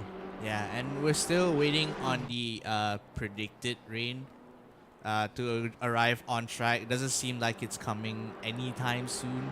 Well, it is getting cloudier. Looks like the sun is disappeared even more. So maybe we might see some rain, maybe half an hour. I don't know. Maybe I'm just being a bit optimistic, but we would love to see a little bit of rain. We've not had any rain all year. Yeah. I mean, the thing about predictions is that, predictions could always be wrong, but just for the excitement factor, I do definitely want to see some rain coming in, yeah. Yeah, especially because it'll make it quite interesting for Watkins Glen, where we're at right now, is a difficult track to overtake in the dry, but in the wet, it is certainly possible. Yeah, definitely. And there's not too many fast sections in Watkins Glen. You have the start-finish straight, you have the back straight, and then everything in between is just either a really slow or mid-speed corner, and you don't really have that many opportunities unless you take risks. Yeah, look at that. Everyone's pitting right now. Race leader has changed. JMX Phantom, Russell Ray has gone out of the car, and he's got Dafil Nabil, his teammate, is now into the car. Right, industry strategy, Ristafani staying out on track again for one more lap, and Lawrenson about 11 seconds behind him. This is the power dynamic we have here. Nabil and Arifanto currently in 5th. Oh wait, he's a back marker, isn't he? Yeah, that's a back marker behind him. There's Ristafani still leading. He has not come into the pits right now. And I'm sure he has to come in this lap, right? No. Basically, you got a maximum stint time of 75 minutes, so he could, in theory, go for about another 9 minutes. Okay, pushing it to the limit. I understand that. Lawrenson is still also out there. He inherits second position now. Imran Zahaili there, who will actually be coming in soon, and I think he's going to hand over to Amor Hazik, who was our commentator, who you've just replaced. And of course the Pro-Am car there, Vazar, that's behind him. Yeah. I mean, Amir is a very, very multi-talented guy. He can race, he can commentate. I'm sure there's a lot of other things he can do that I'm not particularly privy to. But yeah. I think he's going for a long one as well, I think. Yeah, he'll be in there for a couple hours. Further back, there is Muhammad Alif. He's come in for his pit stop already. There he's in P7. P8, there's Nabil Aslan. He's still in the car. Let's see if he can show a bit more pace in the second stint compared to the first stint. Yeah, definitely. I think he may have pushed it to a point where his car tires or fuel were wearing out faster than he was expecting them to, which is kind of par for the course for this. And you can see, like, on the track, the gaps between all of these cars are quite big now, so we're not going to see any particularly interesting duels unless someone botches something quite heavily. Yeah, well, let's see what happens as once the first round of pit stops all lined up. There's Ristafani. He's leading the race. Looks like he's going to start coming up against some back markers. This might be a good idea to actually pit right now, because he will perhaps lose some time behind the back markers. See if his teammates ready. Yep, into the pits we go. Now we have to see if Lawrenson will go into the pits as well, because he's going to narrow the gap and probably cut him off just as he's coming out. Well, Rialto Ristofani there from MPRGP.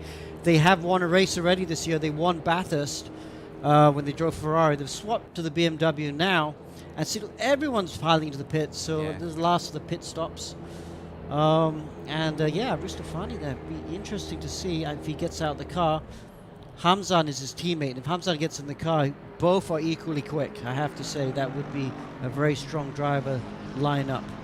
Yeah, if you want to look at teams in particular, I think MPRGP definitely one of the top teams to look out for. Very quick on the pace, a couple of very quick drivers. The car as well is, well, it's a BMW M6. It looks good, it goes fast, it just feels like, you know, V car.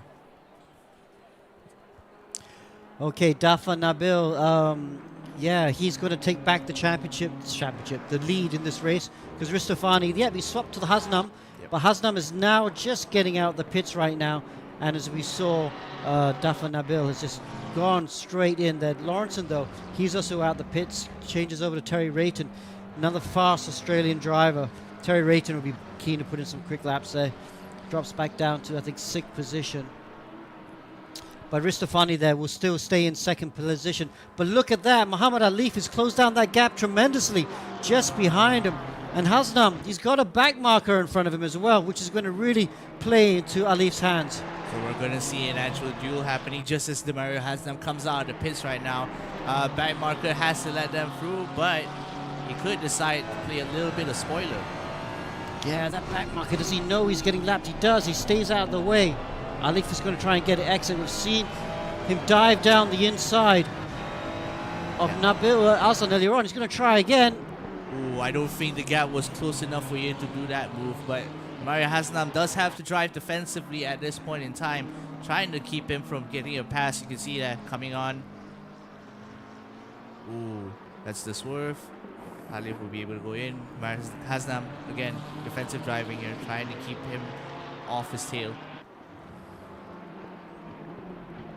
Oh, that's some contact there, and he span Hasnam. Oh, that's going to get a drive-through for sure. Wow, I think that's a pretty bad. He's going to let Hasnam through, but that was a pretty careless mistake. Oh, you can see that's still Nabil Aslan, right? He's still in the Yeah, this is 2nd, 3rd, and 4th we're watching right now. It's playing into the hands of the leader, JMX Phantom, really getting out in the front there. And now Alif does pull out. Wow, I think he's going to hope he escapes a penalty for that. But oh, Hasnam closing the door on him. And look at that. That lets Nabil through now as well. Disaster for MPRGP. Loses 2 positions after that incident, just on his first lap out of the pit lane. Wow. And now he has to try and claw his way back up to the top. His teammate was doing really well, and now there's some things that just unfortunately happened, some circumstances that caused him to lose the car a little bit. But he's a quick driver. We know this, especially when we've seen him drive before. So it's a matter of when will he make his move. Yeah, well, he has the pace. He's definitely got the pace to try and get in front of these 2 cars, but that's beside the point. You know, he shouldn't have been put into that position. We'll have a look at see what happens later, but because I think it's definitely going to go to the stewards at this point. Yeah, we'll be checking out this battle throughout the time, because this is the only really big battle that's happening right now. Nabil in 1st position, quite far ahead of the rest of the pack right now. So this is, right now, this is the battle for 2nd place. Yeah, 2nd, 3rd, and 4th. And look at that. It's now, because of that battle, the gap to the leader is now 17 seconds.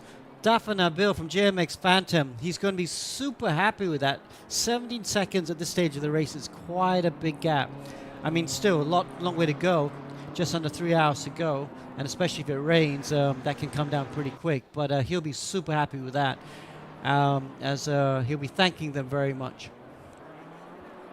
And we have rain coming up on this 3-car battle as well, where the gap has extended quite a bit. Oh, Ricky Satria coming out of the pits there might play a little bit of spoiler for these 3 cars battling right now. Interestingly, though, the leader, JMX Phantom Dafa, has done a 45.1 on that lap, which is not the sort of lap time I'd expect him to be doing. I expect him to be going quicker than that. So he needs to jump into the 44s, because if he can't, then Muhammad Alif might be able to close down that gap. Yeah, we can see here. I think at this point it's about, 17 seconds. We can see sector times, I think, over here. Oh, that's not the one. Yeah, sector time's not really important at this stage. But we'll have to keep an eye on the lap time and see if Dafa can start getting to the 44s. Because even though there's 17 seconds, you know, it's always interesting when you get a second driver to come in because just don't know how they're going to fare. And it's quite hard jumping in the car. Don't know what Dafa's been doing. Dafa, of course, was in Malaysia. Oh, no, he wasn't. That was the other Dafa, sorry. But yeah, it depends how much testing he can do because we saw Russell Reyes jumping in that car in the first stint. It was super quick. Best lap at 44.3. Let's see what Dafa does as he crosses the line here. Hopefully this will be in the 44s for JMX Phantom's sake. Comes across the line 45.2. That's interesting. Nowhere near the same sort of pace as Russell Reyes, his teammate. That could leave this car a little bit open, vulnerable. Yeah, we have to see Alif crossing the line. If he makes it a 44, yeah, definitely the gap is closing between the two cars right now. And Nabil Aslan there just behind him. Actually, that's 100th of a second faster than him. So there is the pace coming from Nabil Aslan here. Whether or not he'll be able to make a move is another question. The Mario Haslam actually stood back a bit, let the gap increase. Probably trying to get a feel for the car right now, I suppose. Coming in about 2.5 seconds behind Alif and Nabil here. Yep, Leaf second, much better pace from the green car behind him, Stratos Motorsports. We saw in the first stint they were really struggling for pace. But, well, at least at this stage of the second stint, that Stratos Motorsport car is looking a lot better.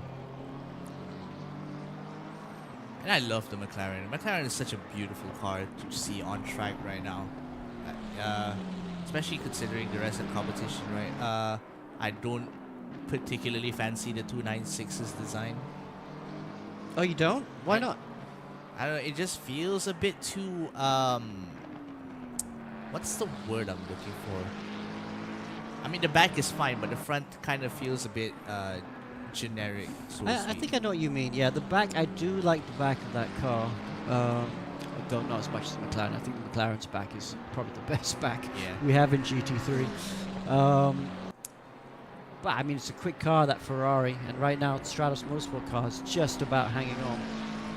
Yeah, you can see the gap that is still hovering around the 8/10 mark. But they're not crossing the line here. Yeah, the pace is about just almost equal with these two drivers. Yeah, all in the 44s. Good to see Hasnam in 4th position, also doing a good lap time, 44.8. Took a couple of laps to get down the pace. Actually, the top 4 cars all in the 44s, so that's a good sign for the top 4. We're on board right now with Nabil Aslan coming down the back straight. Well, back straight, not really the back straight, into the far chicane. Into the inner loop there, you can see just nicely cutting into the apex there, using as much of the curve as possibly can. Climb always looks good to that, I have to say.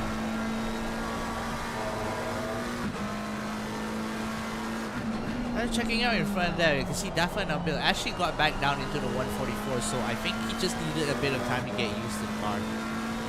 Especially in these conditions as well, where the track is cloudy. We're still anticipating rain to come within the next, I want to say half an hour. Yeah, no idea. Would be nice to get some rain though. Yeah, because then we really get to see what these drivers are capable of, especially in such extreme conditions. Nabil Aslan keeping the gap as small as he possibly can.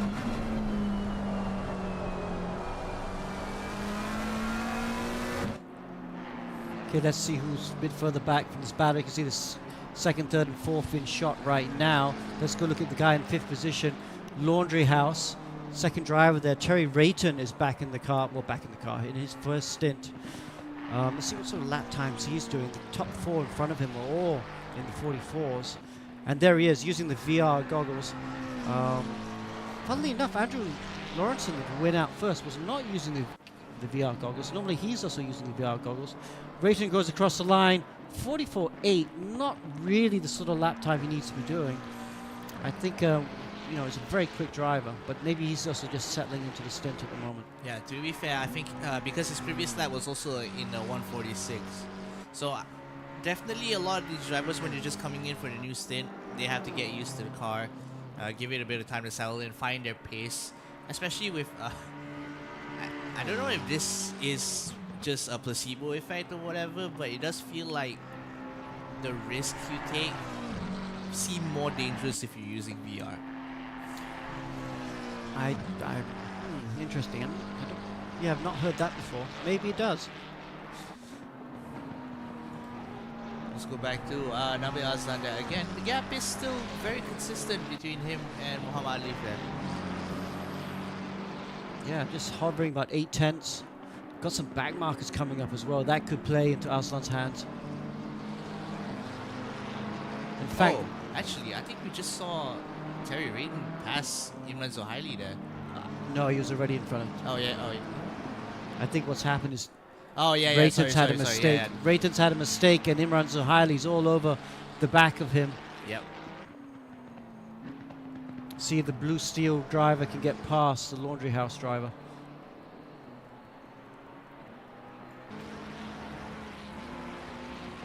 Very tight lines through there. Very clean. Well, Imran Zohaili obviously has just done an opening stint. This is his second stint, so he's nice and warm. Terry Rayton's just jumping the car. He's not looking so comfortable. And Zohaili's got a run on him. Getting into that toe, trying to make a pass on the start-finish straight here. Into turn one. Imran Zohaili makes that pass to clean. A little bit of contact, a little bit of a shunt from Terry Rayton. But I think he just made that pass stick. Yeah, but look at that. Rayton's right in the slipstream. Oh, it's going to be close here. Here he comes. Back straight. Wow. Another one in the toe. Who's going to come in first in the inner loop? Terry on the outside. Zohaili keeping it nice and tidy there.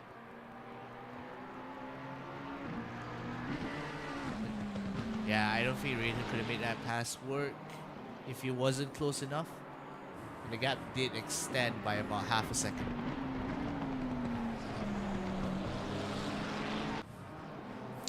Okay, so Terry Rayton loses a position right now, and you can see, I would like to say that you can see he's not pretty happy with that, but you can't really see anything because he's got those big VR goggles on his face.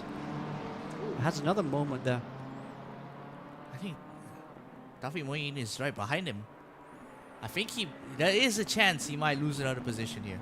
Yes, it is entirely possible. Rayton just struggling, can't get into his rhythm right now. So you're getting another couple sideways moments out of that right-hander. Yeah, getting pretty pressured as well by Moin coming in. Sandwiched between two Ferraris is this McLaren right now.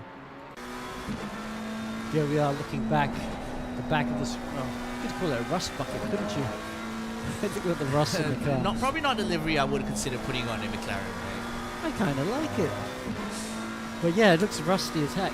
Yeah, the junkyard 720S. All right, Rayton coming in there, trying to extend the gap a little bit, but Moin is putting on the pressure on him, and his lines are tighter than Rayton's right now. So Moin might look to make a move coming up into the back straight. Definitely in the slipstream, isn't he? Yeah, he does. But that McLaren's quick in a straight line as well. Defends the inside. Moin goes to the outside, but not alongside enough. And the laundry house driver holds on for now. Yeah, 720S definitely does have the advantage when it comes to top end. Especially when the straight itself isn't particularly long. You can see here, okay. He feels like he's safe for now. Again, half a second gap split between these two cars. And further up in the field, back in top position, we can see Dafa Nabil actually losing a few seconds, a few tenths every lap to Alef here. You can see the gap. It was 17 seconds about 3 to 4 laps ago, and now it's down to 15. Yeah, just been a laundry house. I know have developed a completely wet setup for this race because expecting it to rain. So they're praying for rain at the moment. Cars moving around quite a bit under Terry Rayton's hands right now. We keep expecting rain, but it doesn't seem to want to come. Yeah, I think we're about half an hour from the halfway point of this race right now. And if it doesn't rain, I mean, it's still nice weather, but when you set up your car for a specific condition and it doesn't show up, you just the frustration will definitely be there. Yes, definitely indeed. Much better exit there from Terry Rayton. Moyen, of course, will get some slipstream effect, but much better exit from turn 1, so he shouldn't have to defend so hard. He will have to defend probably a little bit. You see Moyen closes the gap, but Back in the toe. yeah, not enough to get alongside.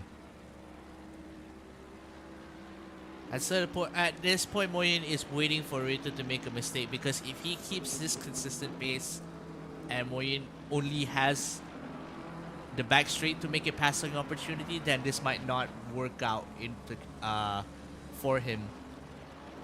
There is a lot of pressure though.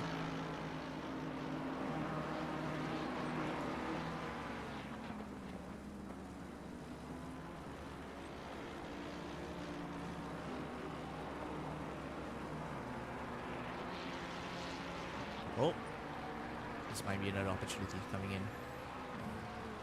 Ooh, a bit of a late braking there for Moyen, but he doesn't get the line because he had to try to pass on the outside. Definitely worth a try, though. Yeah, definitely. You can see the gap narrowing every corner that these two are in. Oh, here we go again. He's actually got the inside track this time. Had to let him through. Rayton just almost closed the door on him.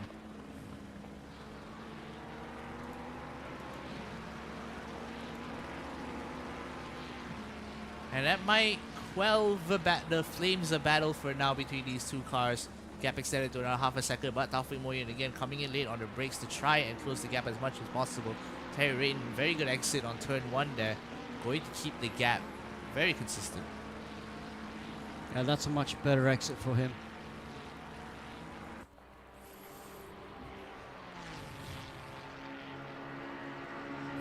Allows him, because now he doesn't have to defend into the chicane. Can really attack those curbs. Coming in hard.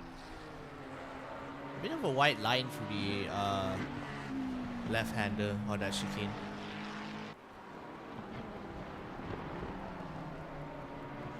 But more importantly, a lot of for battles like these, especially, how much of an effect would it have on tire wear and fuel consumption, especially with a battle like this? Well, if you're in the back, you can actually save someone a bit of fuel consumption. You know, these drivers are pretty experienced, but yeah, you can't afford to start sliding around on these tires. If you start sliding around too much, might be okay for a few laps, but towards the end of the stint, the middle of the stint, that's when he's going to start paying the price. Shall we look a bit further back? We'll come back to this battle in a second, but I just want to come back to see who's in P8 behind these two, which is the leader of the Pro-Am class. Amirul Naimra in the AMG GT3.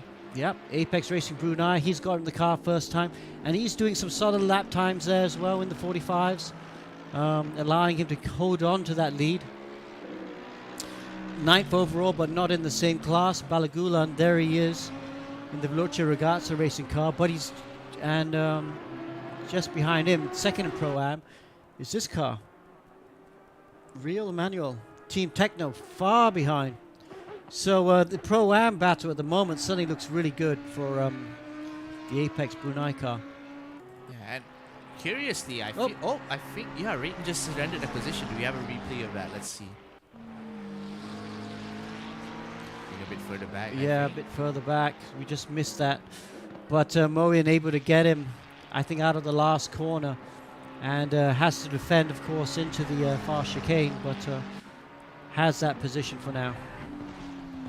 So right now has a taller ask of him, which is to reclaim that position for Laundry House. Just have to make sure to keep that gap as narrow as possible.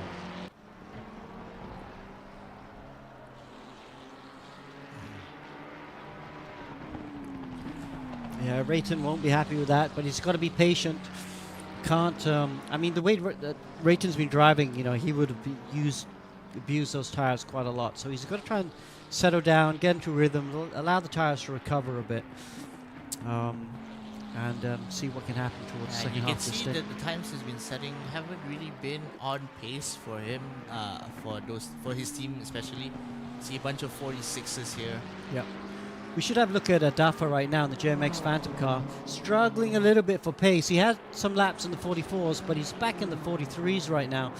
And that means, because the cars behind him are in the 44s, there you go, Alif and Nabil, both in the 44, 44.7, 44.8 respectively. So gained another half a second, and they're only 14.5 seconds behind the leader right now. So they are closing that gap down to the leader. Yeah, I mean, at this pace, I think, assuming another 10 laps, you could probably shave the gap down for another second. Not another second, another 2 seconds on pace. Yeah.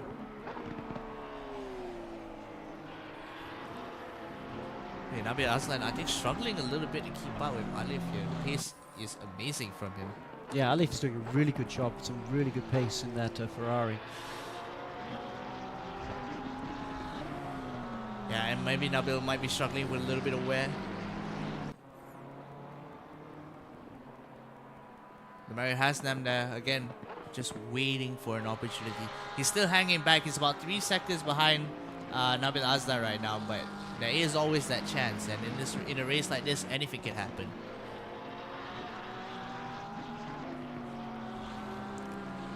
Absolutely. Hasnan there, 18 seconds behind the leader. Mohamed Alif there, 14 seconds. So these guys are definitely closing down the gap to the leader. Another 45.4 from the leader. Ooh, another half second taken off the gap there. Yeah, might be more than half a second. Alif is going to cross the line. Let's see what he does. Goes across the line, 45.0. So you're right, half a second, just about, just under half a second. So maybe JMX Phantom have not got this sewn up. Still got about 2.5 hours left in this race. Yeah, again, as you said, anything can happen here right now.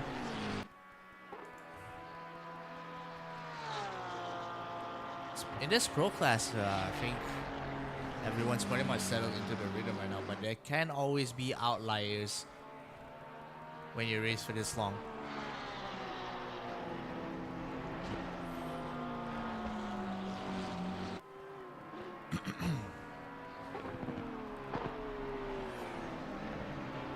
And if you can see here in 6th and 7th place, Taufik Moin actually managing to extend the gap a little bit more. He's now about a 2 seconds ahead of Terry Rayton here right now.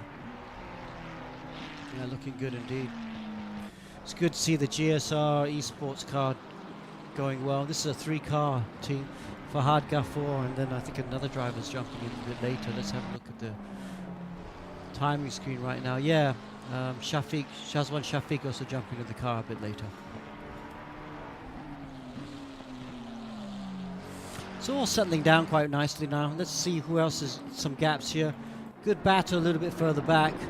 Liam Sinbo trying to get past. Ricky Satria here? Yeah. No. Eric Satria, yeah. Yeah, Eric Satcher right now. The BMW just struggling for pace a bit. This last lap, 48.8. So this is, of course, I think P8 and 9 in the Pro-Am class. Yeah, looks like it. I'm Simbo in the Lambo.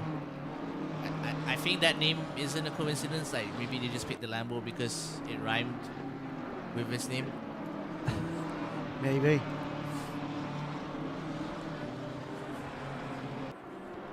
Okay, yeah, coming in. Eric Satria does have to play a little bit defensively. Simbo coming in, hounding him, waiting for an opportunity to strike. See the times here coming in for both of these drivers. It's 147.5 for Eric Satria, 146.8 for Simbo. So you can see the gap here does seem like it's closing quite rapidly. Yeah, look, good exit. Good exit by Simbo out of that turn 1. He's going to get a good toe here. Yeah, onto the back straight. Will he be able to make a move into the inner loop? He does have a very fast exit out of that fast right-hander here. Doesn't seem to be enough to make the pass happen, and he didn't get the best line through that inner loop chicane.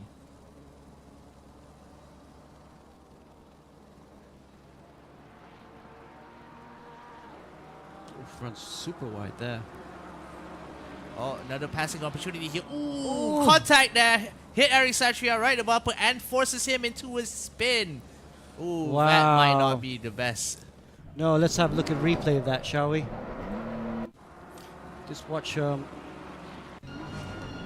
just gets tagged from the back there. Yeah, no, that's no good indeed.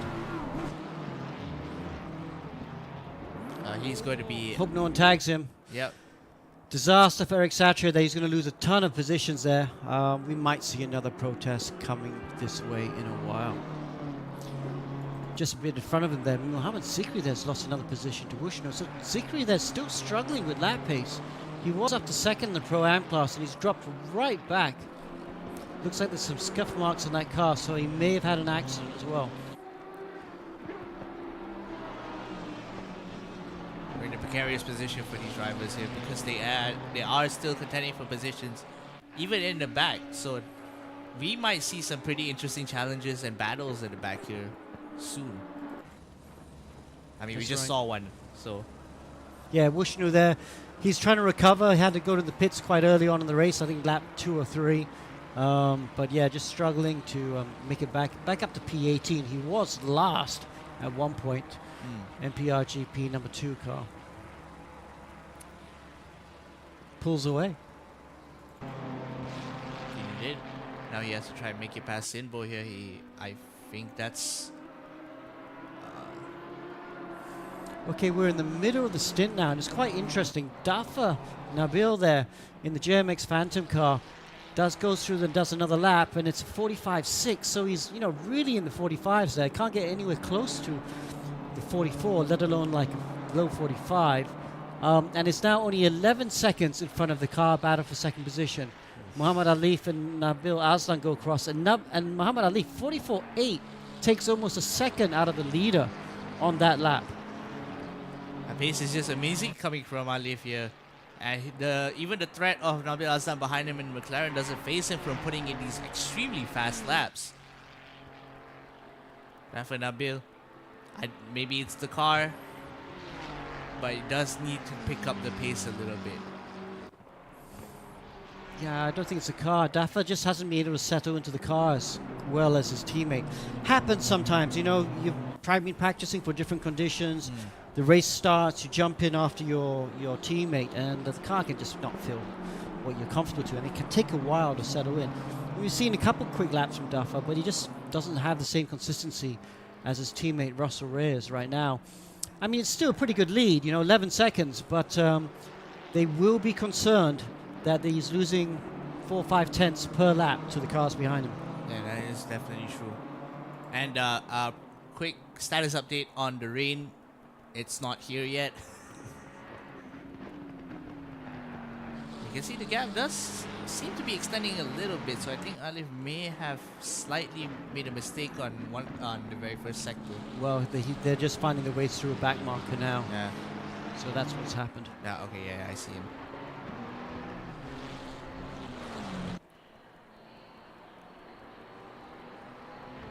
Now Nabil Aslan has to try and make his way through this back marker, otherwise the gap between him and Alif will almost be unsalvageable.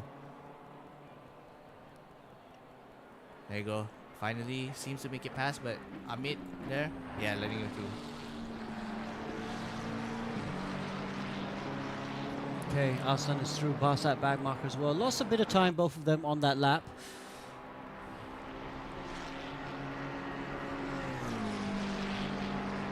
It's a really, really precarious position to be in because we're okay. Got about 145 minutes left in this endurance. I think there will be another pit stop around the 90-minute mark. No, not 90-minute mark. Around the 2-hour mark, right? Yeah, when there's about just under 2 hours to go, we'll see everyone come in for their pit stops again. And for those guys who have double stinted the first half of this race, they're going to have to let the teammate get in. We do have maximum driving times. Maximum driving time is 58 minutes, so the driver cannot stay in the car for too long, otherwise he'll risk a penalty at the end of the race. Top 4 do seem to be in a very safe position, with the exceptions of P2 through P4. Well, we are riding on board with a guy in 4th position, Demario Hasnam, who was second on the grid and running second for ever so long. MP RGP has to clear this back marker. So you see, this is a driver that also struggled in the opening laps of his stint of just jumping in the car, but has settled down, got the car under him, and is now doing the same lap time as the cars in front of him. So he's definitely very much in play at the moment. Yeah, and the unfortunate circumstances of his opening laps was that it wasn't his fault at all, right? If you consider the fact he got tapped a little bit, had to take a white line. Yeah, well, he got tagged into a spin, so Yeah. absolutely, that cost him a good, I don't know, 10 seconds? So, at least 10 seconds, maybe more. You can see him flashing his lights, trying to get Amit to let him through. Yeah, now he's going to try and clear the back marker. His last lap was a 45.3. And now he's definitely up against the back marker. Amit there again, he's a young driver. Very young driver. First time in ACC. And he's going to try and make his way through. Still not letting it pass there, Hasnam. See, could just every corner he's just flashing his lights to ask Amit to let him through. Yeah, Amit there just gets out of the way. Close. And Hasnam P4 goes through. Oh, gets a bit of a tank snapper there.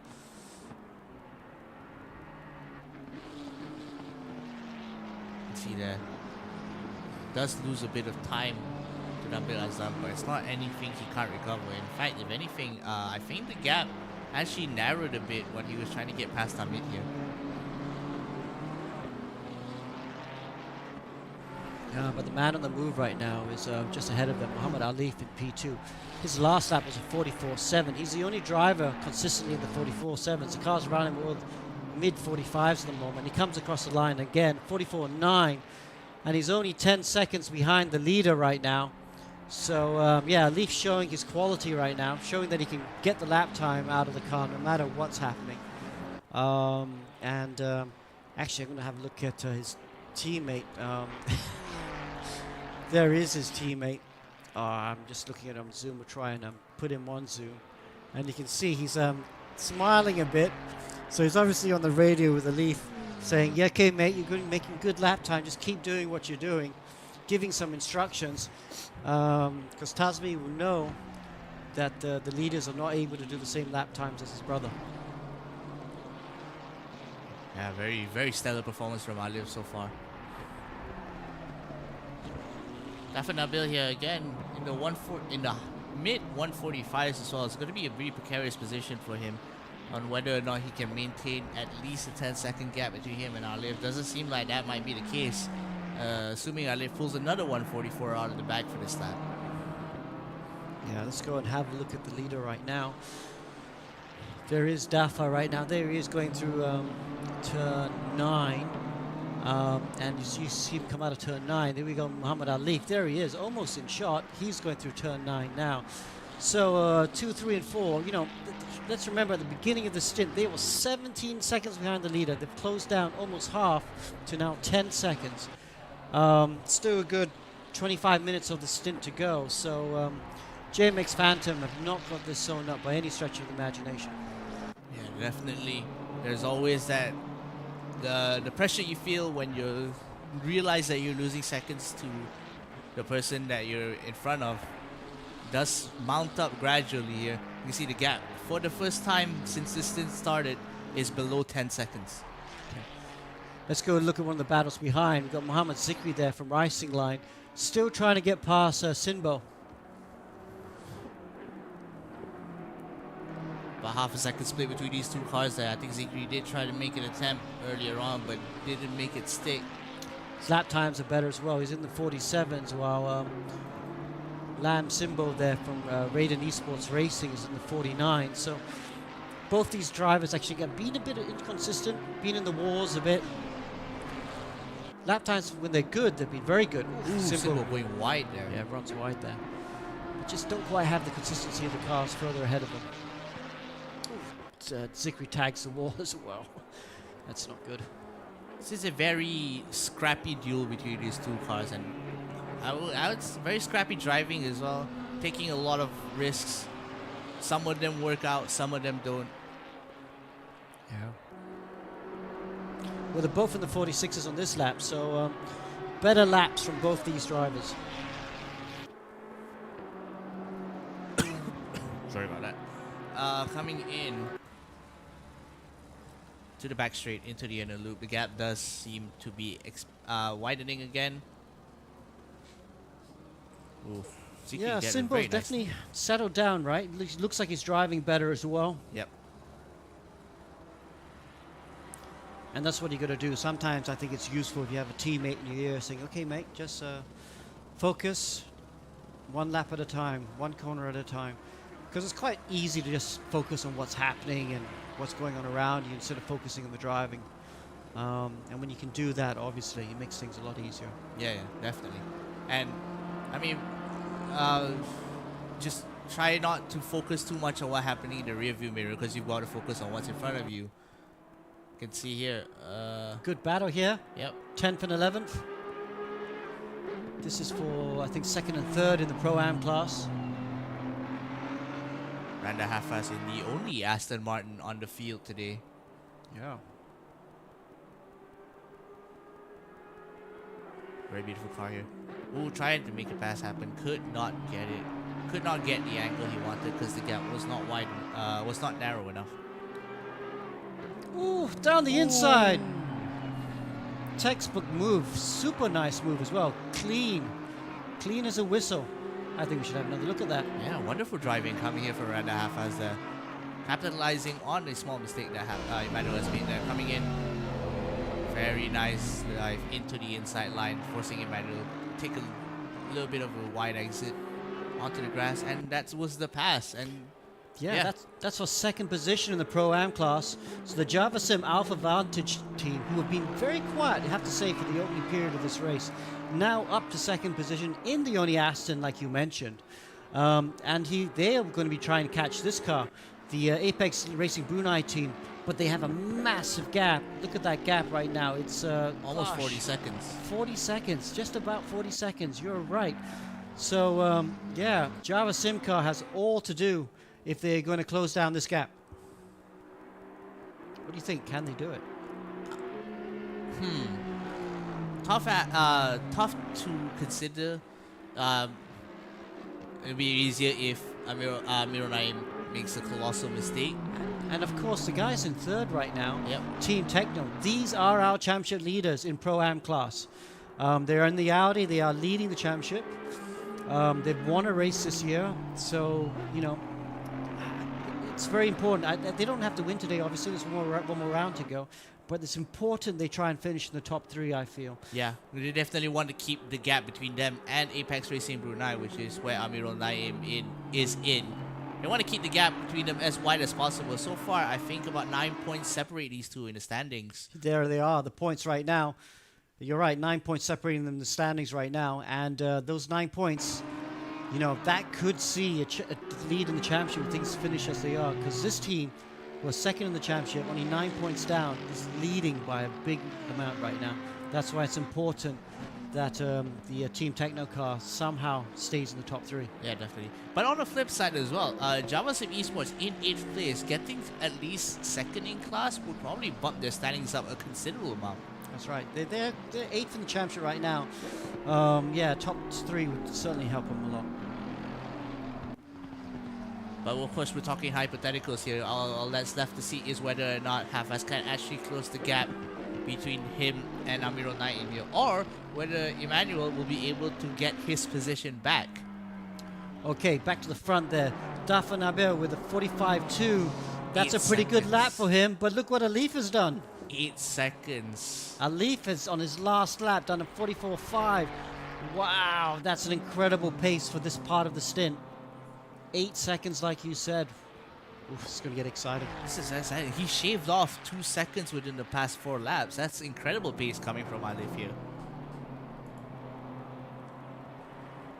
And even better than that, the gap between him and Nabil Aslan has extended to 5 seconds. So he's running in perfectly clean air right now, zero pressure, and basically just able to do his best laps.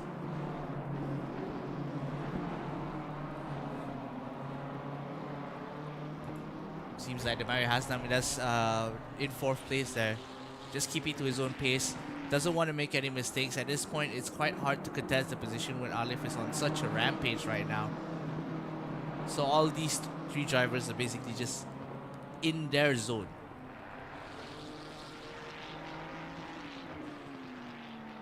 And then further back in P5, we of course have Imran Zohairi from Boost eRacing, who our other commentator Amir will be hopping in for his next stint.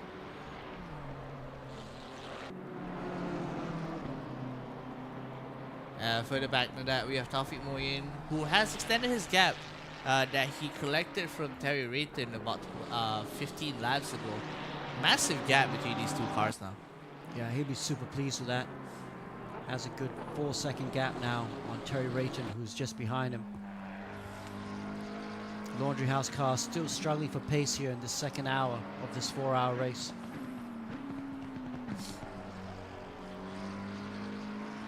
Yeah, definitely a car that was geared, set up in preparation for inclement weather, which doesn't seem to be appearing yet, as we mentioned before. Aldo Balagulan here does seem to try and want to get past Amir Naim here. The gap is not that substantial. Yeah, so this is interesting. This is the lead in the Pro-Am. What do you think? Does he fight this? Because Balagulan is in a different class, or should he just let Balagulan through? I feel like in terms of just standings or whether or not you want to consider position, letting him pass isn't a thing. But as a driver, you do have some semblance of pride, right? Yes. When you want to prove yourself to people. Yes, absolutely. And Amir Naim, he's both he and his teammate Els have improved. They've only been doing ACC for like less than a year.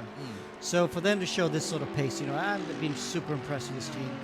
Apex Racing Brunei, that these 2 drivers in particular, super good, and they qualified P3 overall for this race. So fantastic to see them doing so well.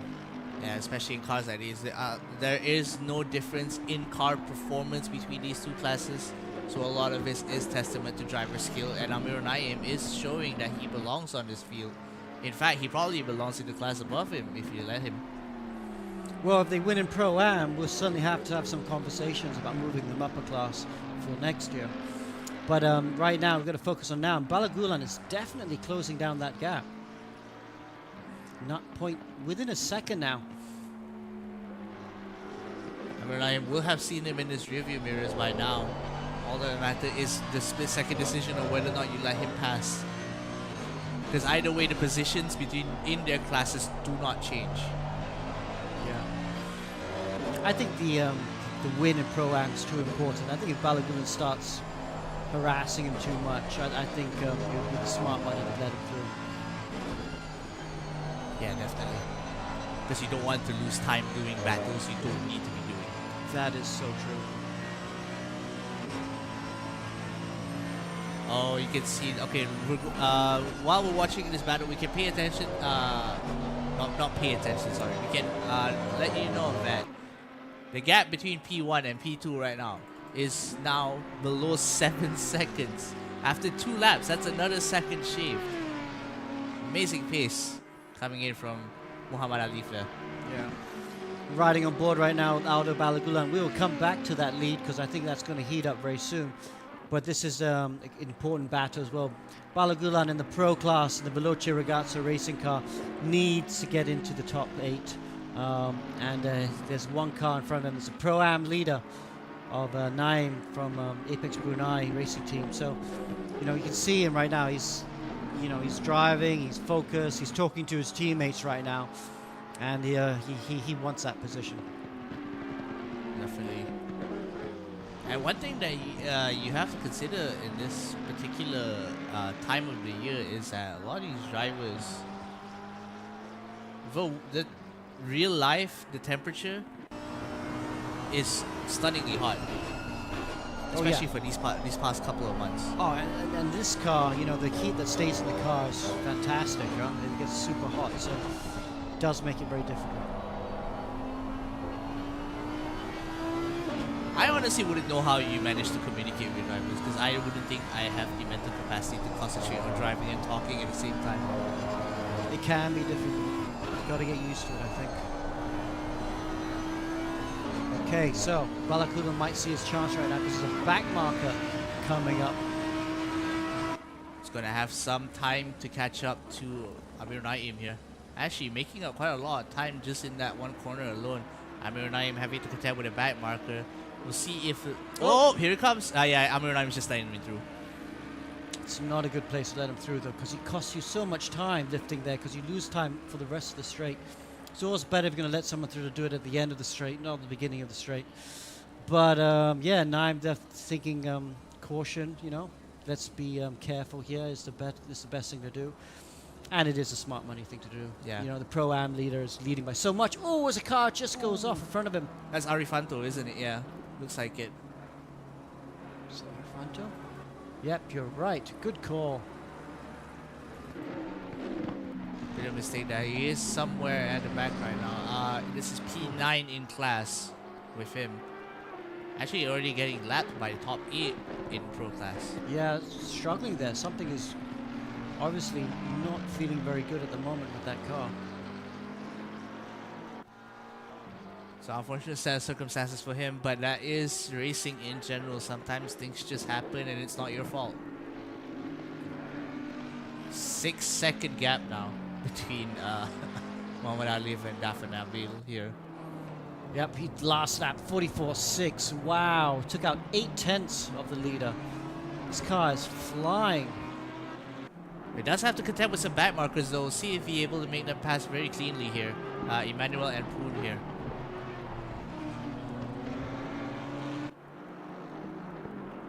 There you go. Pass heel into toe. Makes it clean. Emmanuel not giving him any trouble. Passing him. Gap just went down to below 6 seconds actually. And we feel like we should probably go on board with him for the next lap. Just see how he manages to keep up this amazing pace. Okay, so it's coming through the penultimate corner in a while. You're right, let's go on board with him as he's about to start another lap.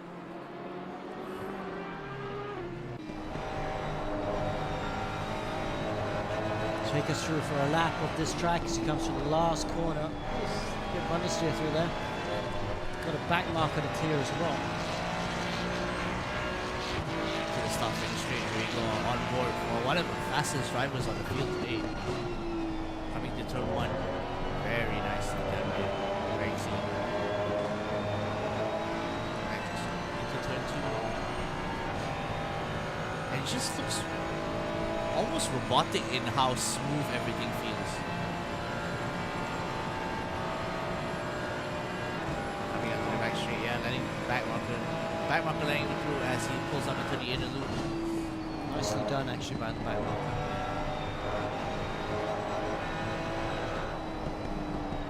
Wonderful line through there.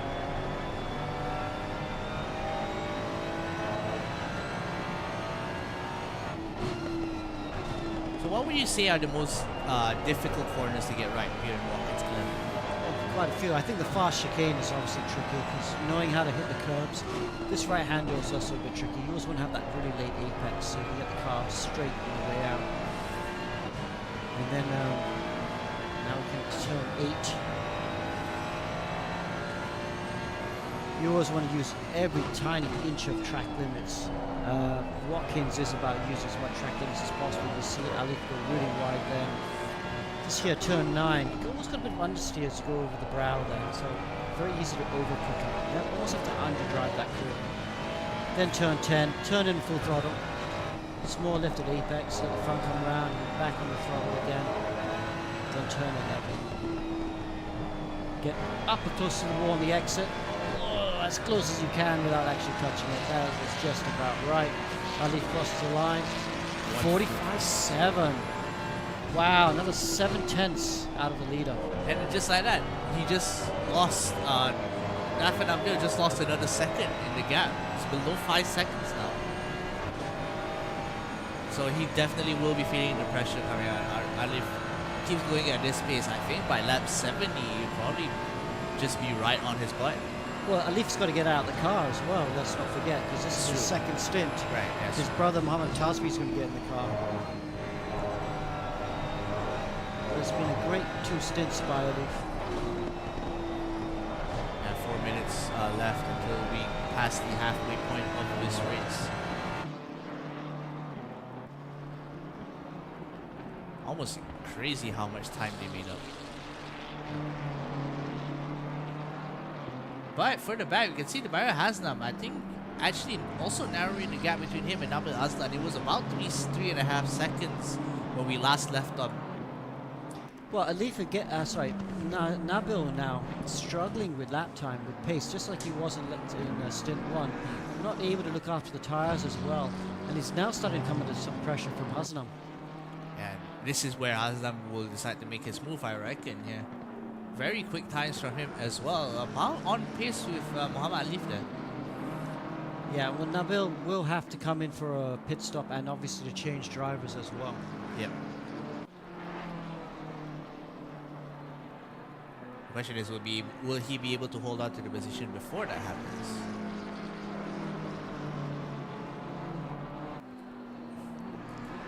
So you can see there's a nice spread here.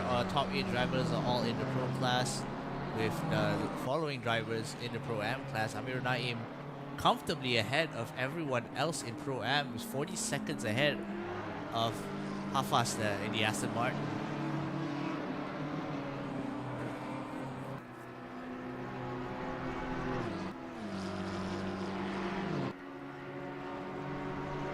Saw Lizard come down the wall there. Big one. Not distracting us from this spectacle happening in front of us here. Again, gap slowly narrowing as we come into the inner loop here. Was about 1.5 seconds, still maintaining that gap between the two right now. And again, the topic conversation for us right now is Muhammad Alif very aggressively closing the gap between him and Dafan Abu.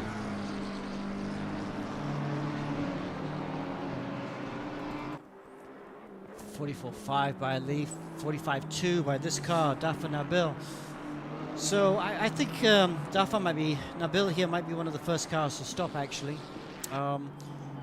Coming to the halfway point of the race, I don't think he'll stop this lap, but I got a feeling he'll stop the next lap. And you can look just behind him, the purple car, that is the car in P2, within eye shot now. And I tell you what, it really lifts the driver's spirits when you can see the car you've been chasing for so long. And that's going to spur Alif on to really close that gap. And look at that. Now Bill's coming against some back markers here. Might slow him down on this next lap. Another 145.1 from Dafan Nabil, 44.7 from Muhammad Alif here. This car is just primed and poised to attack at any point during this race. Probably could even try and make a move just before they end up in the pit lane. Actually, no, that's probably not too likely. There's still about 4 seconds between them.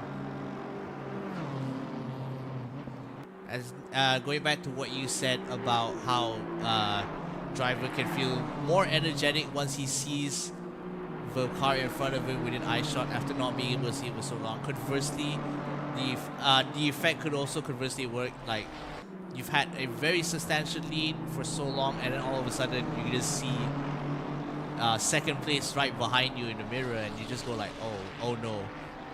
Yeah, that's true. You know, and when you're in that position as a leader, you need to not to panic. It's so easy to panic and start making more mistakes, and you can get into some real trouble. So, but you know, Nabil is a really experienced driver. I think he should be quite okay at handling this sort of pressure. Have to wait and see. He is flashing his lights for how fast to let him through. But it's the guy in second place in the Pro-Am class. How fast there? Oh, gets out of the way. Nicely done. Thank you very much, Nabil says.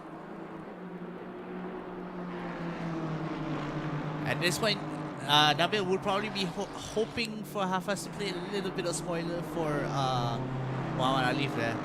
Doubtful that that's going to happen. These races are very are full of sportsmanship and respect for each other.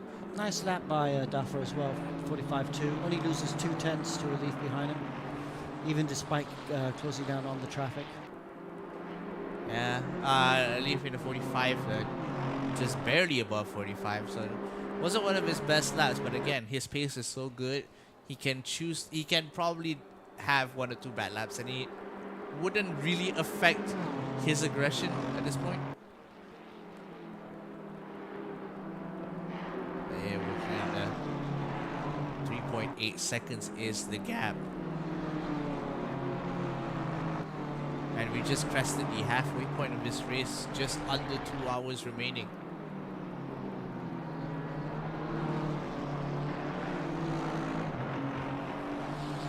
It's stunning to watch these races do their thing, do what they're best at as well, because everything just looks beautiful in motion. Now, it's important to keep doing the lap times, focusing. So long races, very easy for your mind to drift and start making mistakes. So that's where the skill comes in. That's where you do all the hours and hours of testing to try and make sure that that doesn't happen. Yeah, definitely. That's the endurance part of his endurance edition here. See further back right now. See if there are any battles going on. This looks like Arifanto may have made another mistake. Oh, he went into pits. Yeah, he went into the pits. Yeah. Okay, so we have the first of the second pit stops coming in. There we go. Oh, look at that. Muhammad Alif has also come into the pit stop. So the guy in second place from Amigos Racing Team comes into the pit, and his brother, Muhammad Tasbi, is going to get in the car now. So definitely has to try and make the most of his advantage before he has to go into the pits for his driver change. But for everyone else on the field, like Nabil Azhar and Damari Haslam here, they'll also try to consolidate as much as they can. But Dafa is starting to bring the goods. His last lap was a 45.0. Good lap time from the Indonesian, showing that he needs to put the laps in. Big question is he going to stay in for a second stint, or is Russell Reyes going to jump back in? We'll have to wait and see as we're halfway through his lap now. Lap 69 here. Very nice indeed. These are the drivers now in second and third position. Nabil Aslan and Hasnam there. Of course, they now need to put in some good laps as well, because with the Leaf coming in early, he might have a bit of undercut. And there he is. Tasbi's in the car now. Just managing to come out of the pits ahead of Aldo Balagulan here. So Balagulan trying to look for a position but won't be able to find it. And now Muhammad Tasbi, fresh fuel, fresh tires. Seems he's going to put the hammer down right now, but Balagulan is not giving up just yet.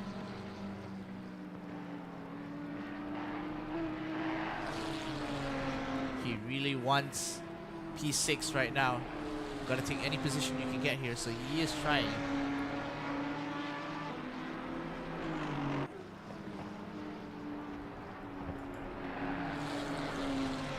Strong here. Looking for an attack angle, doesn't seem to be able to find it just yet, but he's still just biding his time.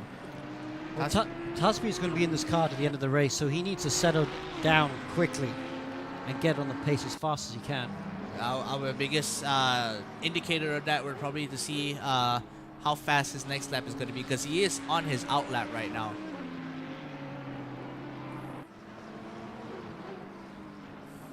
Wow, everyone's coming in for the second pit stops now. But if you look on the top right hand side of the screen, it looks like there's going to be rain coming in 15 minutes. Oh, look at that, past the halfway point, and we're finally getting some excitement here. 15 minutes. Well, this race is coming to a boil quite nice, I have to say. Yeah, definitely. There's been a lot of position changes, and also just the entire storyline of Muhammad Alif closing a 17-second gap to just under 3 seconds.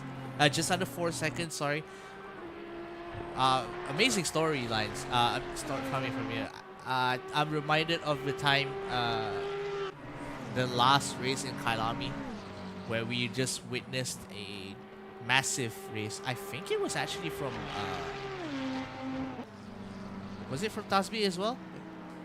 I feel like it might have been, where he did a massive charge and managed to get a position just before the end of the race. Oh, gosh, was that in Kailami or Bathurst? It might have been Bathurst.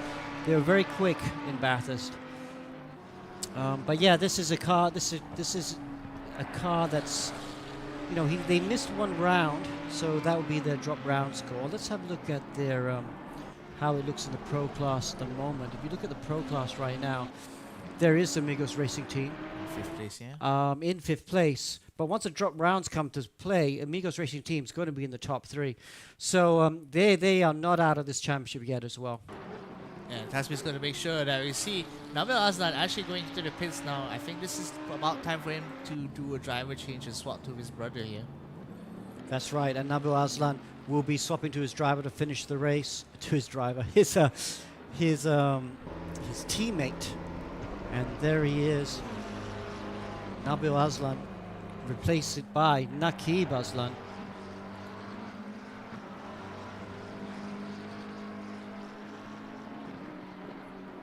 A lot of time to make up here. Nabil still staying out on the field. Oh no, it looks like Nabil Aslan is still in the car. Oh, something has happened, I think.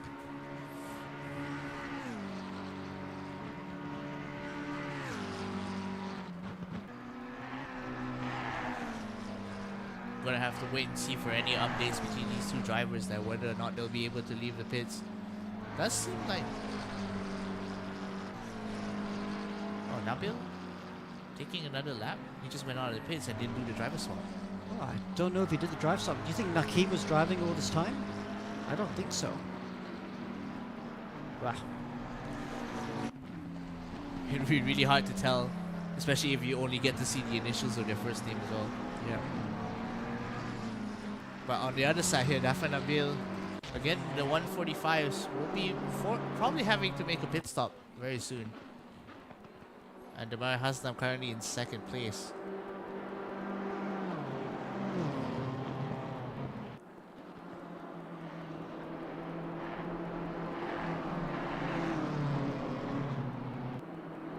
Unless it was a mistake from our end and Nakib was driving the entire time. But it didn't seem like it in the driver cams. No, it didn't seem like it.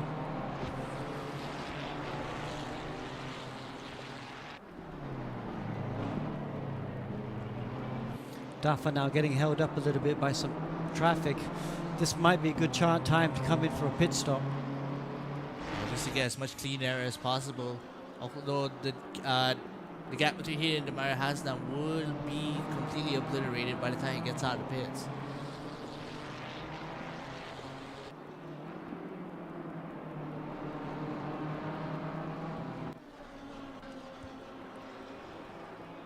Trying to make it past Haki here.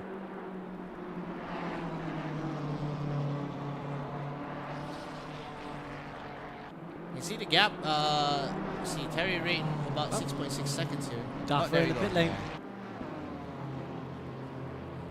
We're going to driver swap. Will it be a driver swap or will he keep going? That is the question, of course.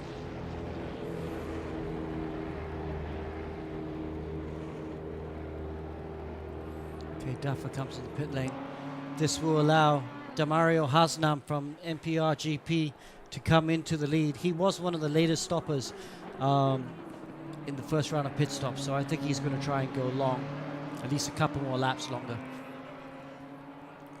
Just behind him, of course, we have Lorenzo Hiley, about 12-second gap splitting those two cars, actually making it into 2nd now in front of Dafanabil. We'll see if the drivers do change or whether or not Dafanabil will stay out. But this does give the other drivers a bit of time to catch up.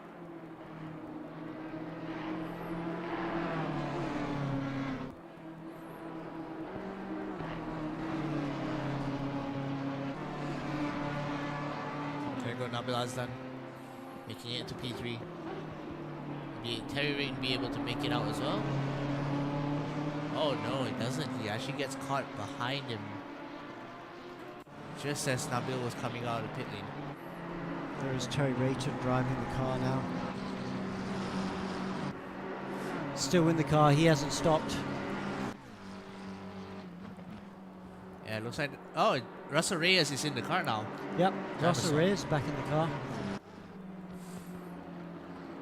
Now there's a lot of time to keep up. You just have to see whether or not he'll be able to keep on pace right now. As mentioned, there is going to be rain coming within the next 15 minutes, so we'll have to see how the drivers adapt to the conditions, how the cars adapt to these conditions coming up later on.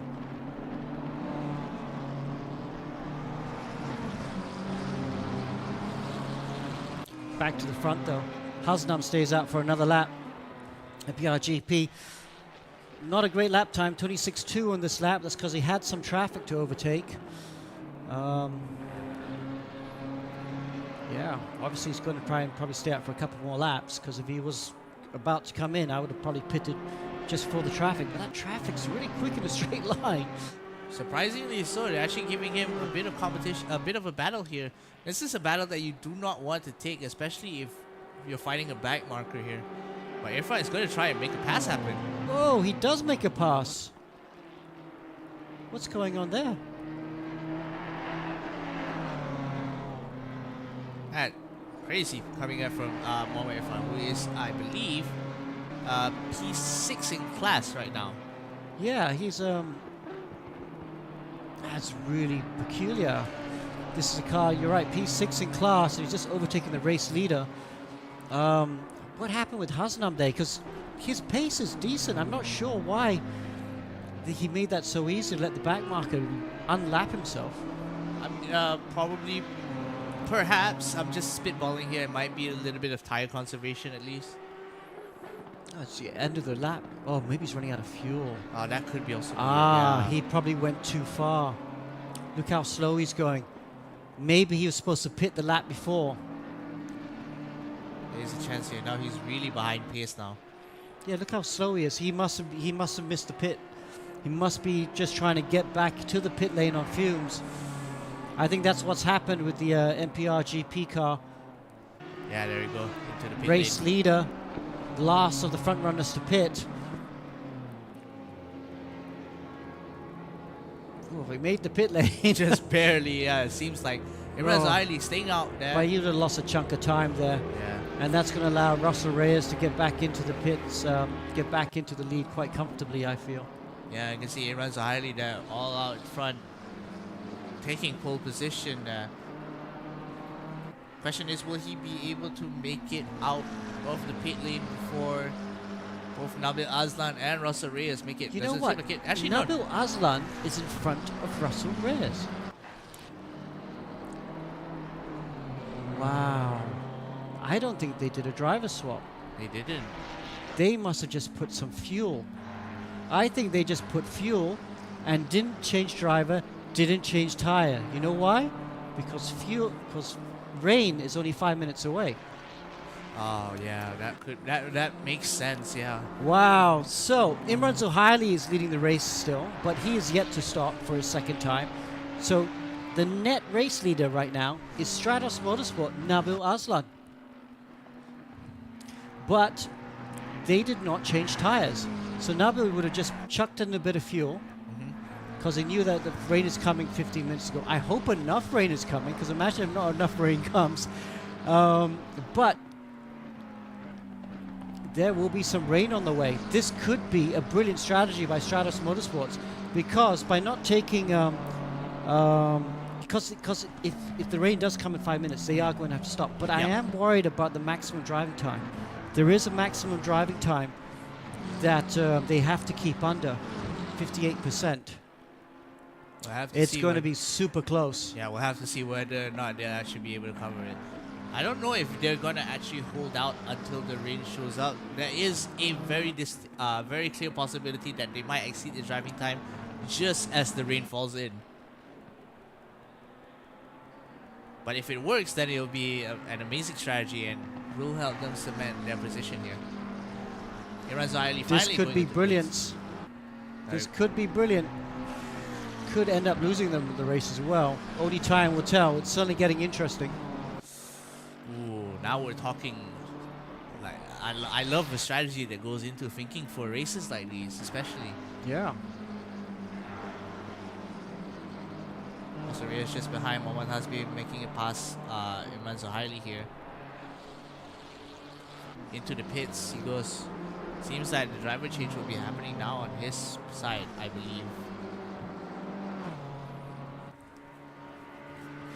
Rain is about to come, of course. We don't see any wipers going yet, so obviously we need the wipers to come on so we know that the rain is starting to hit. This is the guy in second position, the Russell Ray, is doing great lap times, 44.6. That is very quick indeed. Nabil Arslan is in the lead because Imran Zahili has just gone the pit stop, and our co-commentator Amir Hazik is now in the car. Of course, best of luck to him. He'll be going, I think, probably pretty much the full distance, the remaining distance. There you go. There you can see Amir Hazik on our screen there. I just saw him in the commentator box a couple of hours ago. There he is driving now from Blue Steel Racing. He's got into the pit. He's got to stay in this car to the end of the race. P4 at the moment, maybe P5. The MG, we got Ristofani now in the other car, but he had that really slow pit stop because I think they ran out of fuel. Look at that. NPR GP, who was second in this race in the beginning, is now down to P5. Wow. Yeah, not only that, he also has to contend with traffic now. He's got lots of traffic. Look at all that traffic. Oh, Ooh, car look at that slides in front of him. See that car still there? Yeah, it is. But he's got a lot of traffic right now. And look at Amo Hazik there at the front of that train in P4. And there's Ristofani there in P5. There we go. Nabil Azhar finally going into the pits right now. To see if they're swapping drivers there. On the Yeah, cameras. I don't think that would have worked. Is the rain here, though? What are they going to change to?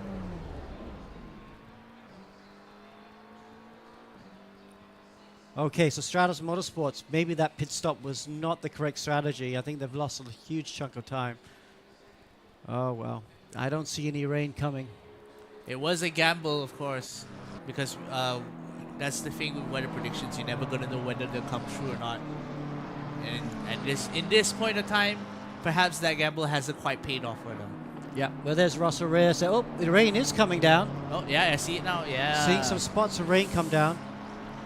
So oh, wow. So do we change our mind and say this is now a brilliant strategy for those two?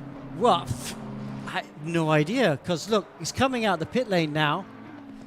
But is there enough rain? Are they on wets? If they're on wets, this is a brilliant strategy. If they're not on wets, this could be a nightmare. Yeah, we'll just have to wait and see how they manage to handle the car in this current weather. It only just It's started definitely raining now. Yeah, it only just started raining now, so you won't probably won't particularly see the effects of the wet track on this particular lap, but you'll definitely see it very soon. Okay, let's stay on board. Let's see what his lap times are like.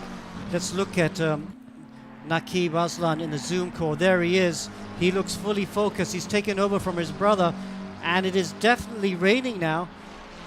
But is it wet enough? Yeah, we'll have to wait and see this. Okay, let's watch the car behind, because the car behind is definitely on slicks. Ooh, big bump there. Does a big bump. Survive for now. Is there enough rain? Well, let's have a look. Let's try and change to a different view on the broadcast system. Now, you can't tell how much rain is on there. It's definitely wet. Yeah, we can tell Naki Azlan is on wets. Yeah, he's definitely on wets. Rayton there behind on dries. Gosh, is it wet enough though? Yeah, it looks okay. Looks like it's about half and half at the moment. Yeah, I feel like it comes to a point where you don't feel like it's going to be that much. It doesn't have that much of an effect on the very first lap it starts raining. But as soon as water starts pooling onto the track, and you see all these wet spots, and you finally figure out like what lines are safe and what not to take. Wow, wow, wow. It's definitely wet now. Look at that. Aslan's pulling away from Rayton. Yeah, there we go. So this could be a bit of brilliance that might win them this race. surprisingly now, we'll have to see how fast this lap is in comparison to the other drivers that are on the field right now. Russell Reyes 1:45.9. Watasbe coming into the next. Whew. This is going to be close. Well, I'm excited now. Is it going to stay wet, though? It looks like it's going to stay wet for the next 15 minutes. This could be perfect for Arslan. It depends. If it starts drying up, I would stay on slicks and try and take it. But look, he's pulling away from Rayton now. The wet tires is definitely the tire to be on. You can just see the trails Look, of water. Russell Reyes knows he's got to lose the race, so he's coming in for wets as well. Wow, it's all kicking off here. What an amazing brainwave coming in from the Nabil and Akib Arslan here. The Arslan brothers. Mate, did they pit a lap too early though? Because by pitting on the dry onto the dry wet tires for that one lap of dry running, you would have damaged the wet tires. But brilliant! It's definitely wet tires now. I think the tire pressures are okay. It's definitely. I don't think they would have burnt their tires. I think one lap on a bit of a dry track wouldn't have killed them. Yeah, I mean, it considered on the lap that they pitted to swap to the wets. The second they got out of the pit lane, it started raining. Yeah, but my gosh, that was close. I think they would have preferred to do one more lap. Maybe they were just worried about driving stint time. Maybe they're running out of petrol. There is also a distinct possibility of that. What a great strategy. This is our net leaders. This is our leader at the moment, Muhammad Tazi, but he's still out there. Look at his lap time. 49s right now. He'll be in the 50s on this lap for sure. You know, Terry Rayton was at 51. Nakib Arslan is in a 51. But Tasby right now, he's still on slicks. Will he box this lap? I think he will. He has to. Yeah, he kind of has to. You can already see that the Ferrari Look is how much struggling rain for is pace. coming now. Look, there's even more rain coming in 15 minutes. Going to have a proper rainstorm on Yeah, our he has hands to here. box. He has to box. Otherwise, his race is done. Reyes, smart guy. He's out on the track now on wets. He reacted instantly. That was good, decisive decision making there by JMX Phantom. But here we go. Mohamed Tasmi, he's our leader at the moment. Yes, go. he boxes. Hope he doesn't speed in the pit lane. Okay, let's see how much lap time he would have lost on this lap in the wets. Wow, how exciting. Amazing coming from them. You can already see like throughout the halfway point of the race, Tasbi's Ferrari was already slightly sliding out. You could barely see it. It was But Russell grip. Reyes is in front of Nakib Arslan. He did not have to refuel. I think Nakib had to refuel because he short stopped in this lap before. So by Reyes not having to refuel, he stayed in front of Stratos Motorsport car. But look at that gap. It's only 4.5 seconds between JMX and Stratos Motorsports. So who's got the lap time? Who can do the lap time on the wets right now? Because look how close it is. They're almost in shot right now. Wow, these are guys first and second in the championship right now as they come across the line. They're not first and second in the race right now at the moment because another car stayed out. Ristofani is still out there on slicks. Russell Reyes, that lap time was a 2:39. Nakib Arslan a 52.0. But that's Reyes' first lap out the pits. Oh, this is exciting stuff that I'm seeing now. You can see all the drivers that did a driver swap. Yeah. Before it started raining, they then had to do a second pit stop just to switch tires. Wow, wow. Okay, so Ristofani for NPR GP, you know, this is killing him. It's too wet now. He'll be hemorrhaging lap time. And it's going to be a bit of a disaster if he's not careful. Yeah, you can already see he has to slow down very considerable amount just to make the corners And happen. look at this, just further back, Arslan is just in front of Mohammad Tasmi. So Tasmi, who came in maybe a lap too late for wets, is just behind the Stratos Motorsport car. But he'll have fresher wets as well. So Nakib Arslan really has to look after these wets because he had that one lap on the dry weather on those wets. And we just don't know if the grip is going to be under that car. Although both of them look like they're closing up a bit onto the back of Russell Reyes. The lap time is going to be crucial. This lap time is going to be so interesting to see.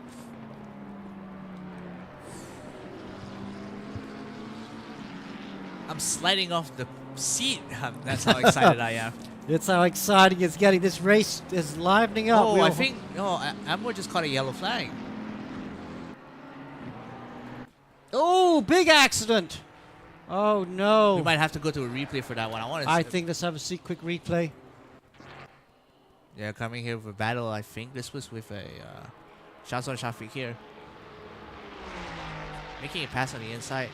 Doom, he tries to close, goes around the inside. Oh, they're side by side. Boom. Oh. Gosh. And then what happened? Because, look at this. Oh, no, no, no. Try rejoining the track. No! Oh! That's not good. Ammo, Hazik, that was on you, mate. You shouldn't be entering the track like that. That's a bad mistake. You've taken out a competitor. Oh, there's our co-commentator. He's going to have to repair that car. There's going to be big damage for sure. Definitely, especially when you're the Disaster. one on the receiving end, yeah. Okay, we have to go back to the fight at the front. Russell Reyes there. There he is. His good lap time, though, 52.0. Half a second quicker than these guys behind him in second and third position. Oh, here we go. Muhammad Hasbi just behind him, waiting to make a move. I am getting flashbacks to Kailami right now. Because Kailami, we had the night race, right? And it was in this particular condition that Tasbi also passed one of the Azam brothers to take their position in the race. And I'm getting flashbacks to that moment as well. There he goes. Yep, Tasbi's going to make a move now. Who's going to go down the outside? Who's going to go down the inside? Can he make the move stick? Coming to heel. Oh, nicely done. Tasbi takes second position. Nakib has to relinquish the position. I think, you know, that one lap on the dry tire, on the dry conditions, has just taken the grip out of that wet, taken the edge off the track. And he's just struggling now. Does seem like it. We'll have to see on board whether or not he really does feel like he's struggling on these tires right now. And Ferrari looks super quick in these conditions. Still a long way to go. Nakib just has to settle down. See if he can go with Tasbi. Very exciting, yeah. We can see the lap differences between these two. Tasbi almost a 152 dead on the mark. Nakib Azza about 1.2 seconds behind him, 153.2. But again, if you're talking about fast laps, we got Russell Reyes then, P2 right now, 151.8. Very quick time for him. So it's going to get interesting. Let's see how wet these conditions get. Wow, you can really still use the curbs in these wet conditions. Very clean through there.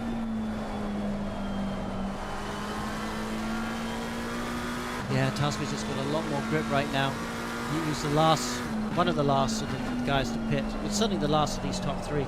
So his tires are definitely a little bit nicer. And you can see the leader just ahead of him. Tasbi's just got looking really good right now. Can you notice just how Nakib is having to fight the car a bit slightly on corner exit just because he can just almost feel the rear end slipping out of it. Yeah. He really needed to stop one lap later, and that would have been perfect. Still a very, very interesting strategy. One that would have worked out immensely in their favor. Yeah. If it was, on the side. But that's just how gambles work.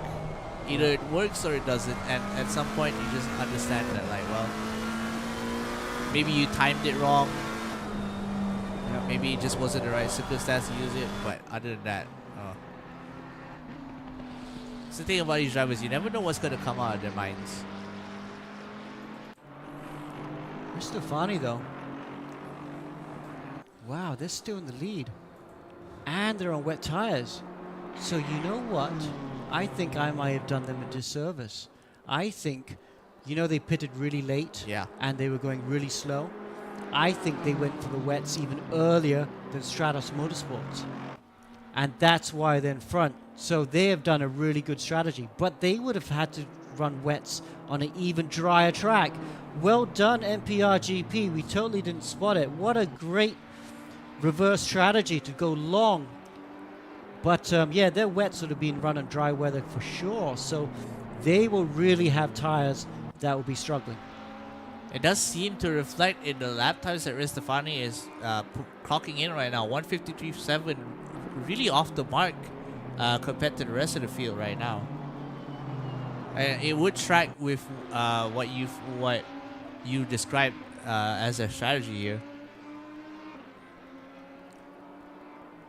Wow, it's going to be tough for them. Let's just have a look a bit further back. We can't forget the Pro-Am race. These guys are still leading in P8. P9, Malik is now in the car. Flatty Malik, MPR GP2. Good recovery from this car, really. Second in Pro-Am there, Java Sim. It's Java Sim in P2, that's really good. And Dominic Pudd and Passionate Racing up to P3 in the Pro-Am. So there's our top three there. Have to go back to the front though. Russell Reyes though in P2. He did his last lap 52.0, but Mohamed Tasbi is closing at about half a second a lap at the moment. Only 4 seconds behind. Let's go, clocking in 51.9. Actually pretty fast indeed coming from Russell Reyes here. Yeah, good lap there, 51.9. Mohamed Tasbi there with a 51.2. That's crazy fast. This Ferrari is amazing in the wet, apparently. Well, so I think it's when you pit as well, because Tasbi, well, yeah. First of all, Tasbi is good in the wet. The Ferrari is good in the wet. Yeah. But I think pitting just a lap later than the cars around him have given him tires that haven't been abused in the dry conditions. It's all going to come together. It's too close to call. This top four are very close, and I don't know which way this is going to go. Yeah, with less than 90 minutes in the race remaining, it's still up in the air on whether or not what's going to happen. What will be the final outcome of this race? Russell Reyes flashing his lights, asking the back marker to give him some space so he can pass. Quite a ways away, actually. Reyes runs super wide. Stays on track. Might have hit some loose rubber there. The gap does end up extending now. The gap between him and Ristafani is now about 6 seconds.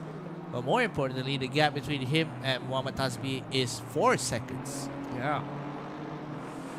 I see Reyes maybe struggling a little bit there. I think Reyes just made a mistake. He's definitely closing Ristafani. It's all going to come together. We're going to see all top four cars in one shot very soon. Or certainly the top three in one shot very soon.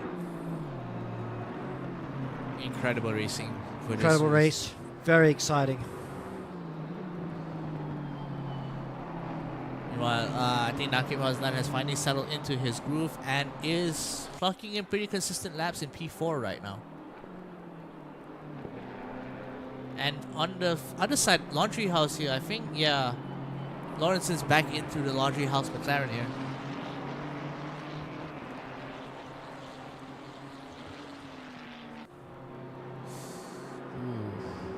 Very, very tough to call right now. Ray is still flashing his lights. He's still got some distance to cover before he'll be able to pass that back marker though.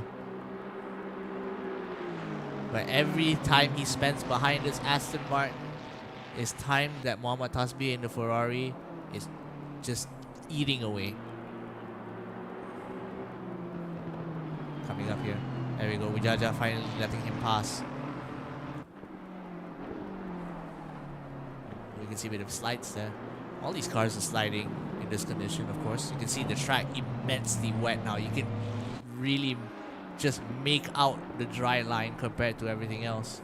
Okay, let's go back to our leader though, because see how he's doing. The last lap, 52.9. Pretty good. Not bad, not bad, considering this car will have the most damaged wet tires at the moment. They came in when it was definitely properly dry. 52.9 at the moment. The guy behind is doing the 52.4. So, yeah. And then, of course, the guy in third place at 51.4. So, Mohamed Tasbi is a guy that's flying at the moment, but it's just all too close to call at the moment.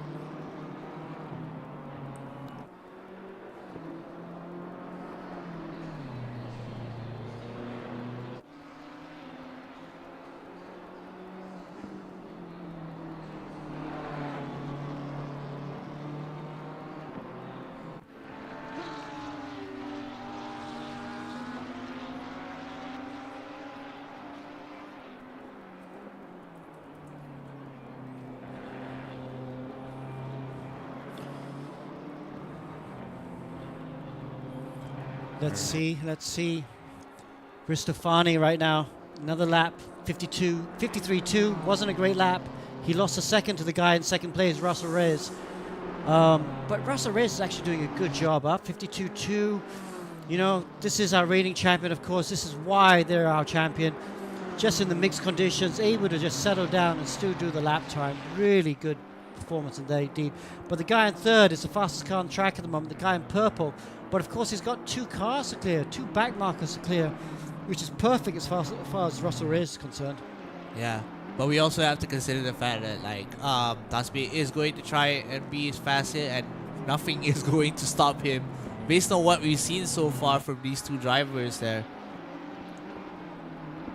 There you go, here making the pass really easy. Amigos Racing Team really pulling out all the stops here. Yep. Yang Ming there in the team racing line, the second team racing line car just lets him through. Smart driving. Of course, one more back marker to go. Wow, Mohamed Tasbi there, really driving fantastic. It's great to watch.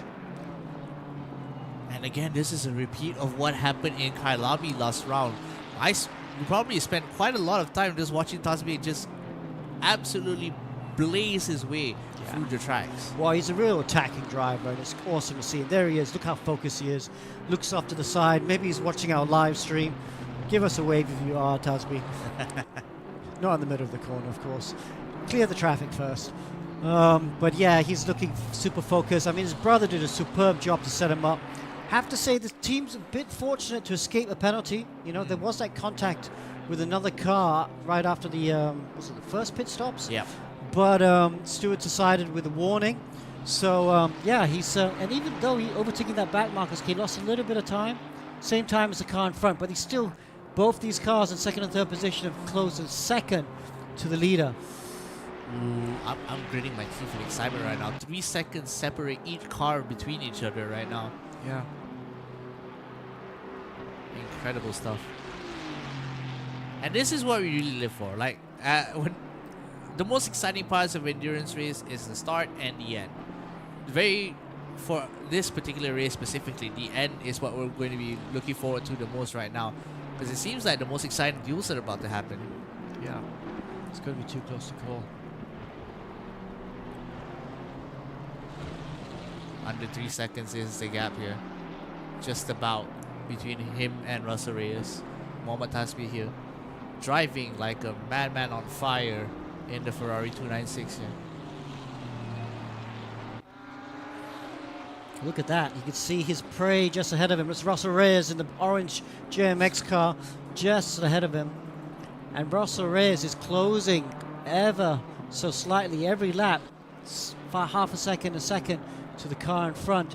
This, of course, is Cristofani there in the BMW. BMW won too, but on very different tires. Cristofani, who has not led this race until that last round of pit stops, where they pitted and put the wets on the drying track, on the dry track, completely dry track, meant that they abused their tires, but it's put them right in front of this race. His lap there, 53.1. Russell Reyes in second at 52.3, and Mohamed Tasbi in third at 51.7.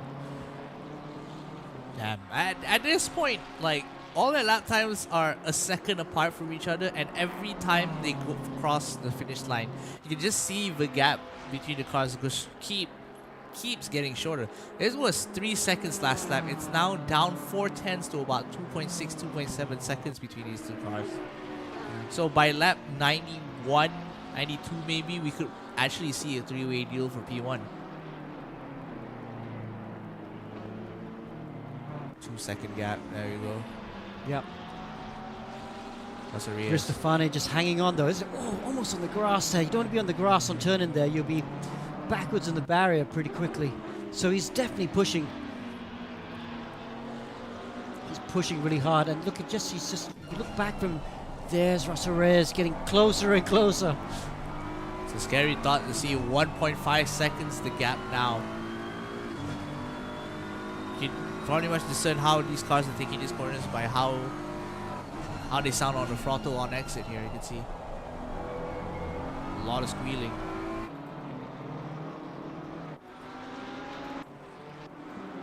There you go, Mohamed Tasbi, the man of the hour right now. Just behind, hounding both of these drivers. They're on the same straight. This is... Oh, man. Really looking forward to this. Bit of a wiggle there. Yep. Puddles are starting to come. It's getting wetter. It looks to be even more of a wet track within the next 15 minutes now. So the last 80 minutes of this race is going to be, well, I would say it's going to be a flood if this keeps up at this pace. Wow, Russell Reyes made a 1.5 seconds on this last lap. Gosh, how long can Ristofani keep Reyes behind him? That is the big question. Amazing stuff. Reyes said, showing some very good pace in the JMX Phantom car.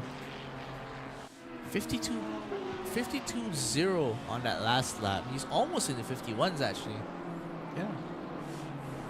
Reyes actually has upped his pace, and Tasbi's not really closing the gap to Reyes. Now, this is the thing, though. Reyes needs to try and clear Ristofani as quickly as possible, because if he gets stuck behind Ristofani defends too hard, then that's going to allow Tasbi to really close that gap, and anything can happen when you've got 3 cars battling side by side.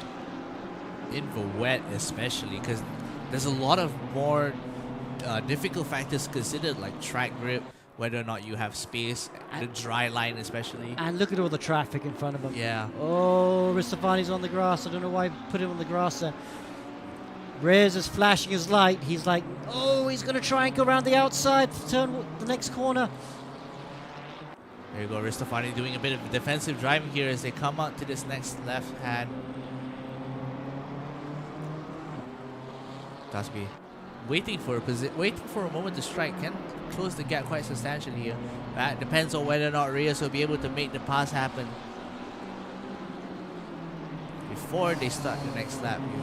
Reyes also has to be careful here. He doesn't want to tip Ristofani into a spin. If he does that, could get penalties. And look at all the traffic they're coming. The huge battle just ahead of them. But we have to stay on this fight right now between the front of the race. Look at the pace. Doesn't have the traction out of these corners. And Reyes is getting held up now. And look, Tasbi is closing the gap. Tasbi's closed a second on this front too.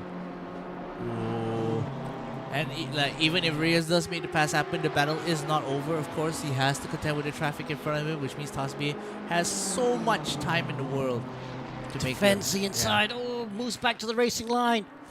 Oh, Ristofani there. Lots of curb. Really slowing Reyes down now. Less than a second splits between these three cars right now. Oh, and look at all that traffic that's coming up. Oh, Tasbi is on the grass a little bit there. Wow, top 3. This is it, ladies and gentlemen. Round 4 of 5, and it's coming to this. And they're coming up to the back markers as well, with Jonathan Takumi heading them out there. Tasbi going a little bit wide there. Does seem to have a good line. Not as good, not as tight as the front 2 drivers. Won't lose too much time though. Gap between the 3 cars is half a second. Oh, Tasbi's close enough to dive. Is he going to dive? Reyes is going to dive. Can't make it stick. The gap isn't narrow enough, or he has to brake a little bit earlier. Oh, this is coming in. Reyes looking on the inside. Oh, look at that. 5 cars in front of him. Oh, Tasbi, I'm thinking about it. Don't know which way this is going to go. Ooh. There you go, Jonathan Takumi letting them pass just barely here, having contact with Reyes. Someone spun. I think that was Yeah, normally I'd go back for a replay, but it's just too close right now. Yeah, we can. Ooh, Tasbi just cutting in front of Takumi. That might have almost caused something. Okay, look at this. This is going to be interesting. These next 2 corners, 2 and 3, are not flat in the wet. Makes it very tricky for all of them.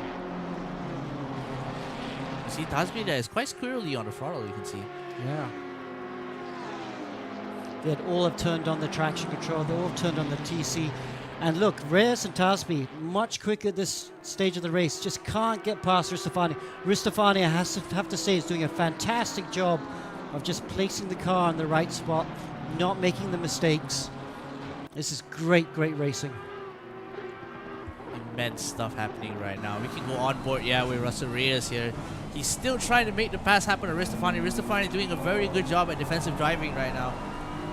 Trying to make sure he doesn't get past, but here comes Mohamed Tasbi. He looks like he wants to make a move. Doesn't seem to be able to close the gap here. He has to end up on the outside where the track is rubbering and the line is wetter. Oh, he's going to try and go around the outside. Oh, Tasbi, he has got him around the outside.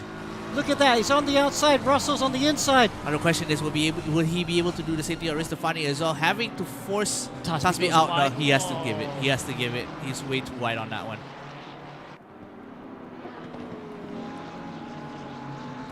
But it's okay though. There's a lot of time for him to make his move. He still has an hour left in the race. Oh, but this is really something. Wow, this is super exciting. I can't take my eyes off this. Tasbi there. Out of all the 3 cars, the guy on third probably has a little bit better pace. But wow, Ristofani, you know, those tires he's driving on are shot because he had to do those 2-3 laps on the dry, but he's somehow able to keep them all behind him somehow. And then now weaving a little bit. The gap is a bit wider than it was at the start of the last lap. Now they have to watch obviously the weaving and stuff. They can't be too close. Yep. Riding on board now with Reyes. And if you look at this rear wing, he's got Tasbi right behind him as well. It's a very scary thought to be sandwiched in between 2 cars like that, especially when you're jostling for the top spot in this race. Yeah. Just can't quite get it through. I just can't believe the job Ristofani is doing right now. He's doing an amazing job. Reyes needs to find a way through. Is he going to dive down the inside? No, doesn't look at it at the moment. Ooh, look at that great exit. Much better exit. Coming out. Oh, on the grass. That was a big bump there coming in. Tasbi takes an opportunity. Tasbi has to be careful there. There's a bump. Wow. Oh my me. Oh my, oh my. It's so difficult to call because any small mistake from any of these drivers could mean an end of a race for any of them. Tasbi's around the outside though. He's got the inside for the next corner. Oh, he's on the inside. He's got him. He's got him. Tasbi making it past Russell Reyes, almost making it look really easy. Wow. But the race is not over yet. Here comes Russell Reyes, probably going to try and claw it back as well. If Tasbi makes it past Ristofani, he cements it. Now Tasbi has the issue that Russell Reyes had before. He's got to attack, but he's got to defend as well. Here he comes, pulling out to the start-finish straight there. Wow, it's almost Tasbi to the outside. Can he outbrake Ristofani? No, he can't. Yes, he can! Around the outside! What a move! And even in that particular instance as well, Russell Reyes is also trying to make a move on Ristofani. Coming up to the next corner here. And he makes it stay. Ristofani just ends up having to concede 2 positions to Russell Reyes and Tasbi. And look how calm Tasbi is. Tasbi is super calm. What a great job around the outside of turn 1. We have to watch that again, I feel. Let's look at that again. There he is going around the outside. Could this be the move that wins Amigos Racing the actual race? What a good move. And then Reyes also around the outside. No grip at all. And Ristofani, who did such a good job to make that happen for so long, just was not able to hold on and has now gone from P1 to P3. What great racing. Just ended up having to concede that position. But, of course, the race is not over yet. Anything could still happen. And they still have traffic to contend with. Yeah, look, Russell Reyes is all over the back of Tasbi still. Ristofani just slowly hounding them at the back as well. Now they're coming out to a Muhammad Irfan here in the back marker. Could play a little bit of spoiler here. We'll have to wait and see. At this point, the race is just between Tasbi and Reyes here. Yeah, because of the pace they're showing right now, they're going to pull away from the guys in 3rd and 4th. And in the P4, of course, we have the Naki Azan brothers having a bold strategy. Not quite paying off for them right now. Probably wore down the wet tires a bit too much before they actually got some use out of them. Thought they could use the 3-way battle to narrow the gap between them and the top 3. They did by about 3 seconds, but it clearly wasn't enough. Yeah, no, they're struggling for pace right now. They're nowhere. 10 seconds behind these guys at the front, and these guys are going to start pulling away. There is Tasby behind Irfan right now. He's going to try and lap Hamid Irfan. Reyes is not out of it, though. He's still just about there, you know. Yeah, the gap is widening, though. Whether or not they'll be able to close it is another question entirely. That depends on a lot of factors, of course. But Tasby, man on a mission right now. Yep. Makes it pass, very clean. Good at Irfan to let him through. Gets Russell through as well. And here we go. We have another battle coming up. Seems to be brewing in the cars right now.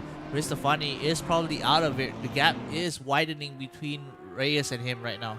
And look how much rain is coming down. It's getting quite flooded out there. At this point, the dry line does not exist on this track. No, it hasn't had a dry line for quite a while. Oof, what a great job. Great racing. Okay, we have to go away from the top 4 right now. Seems to have calmed down a bit. Tasby in front, Reyes second, Ristofani third, Nakib Aslan from Stratos Motorsport in fourth. Fifth position, look at that. GSR Esports quietly up to fifth.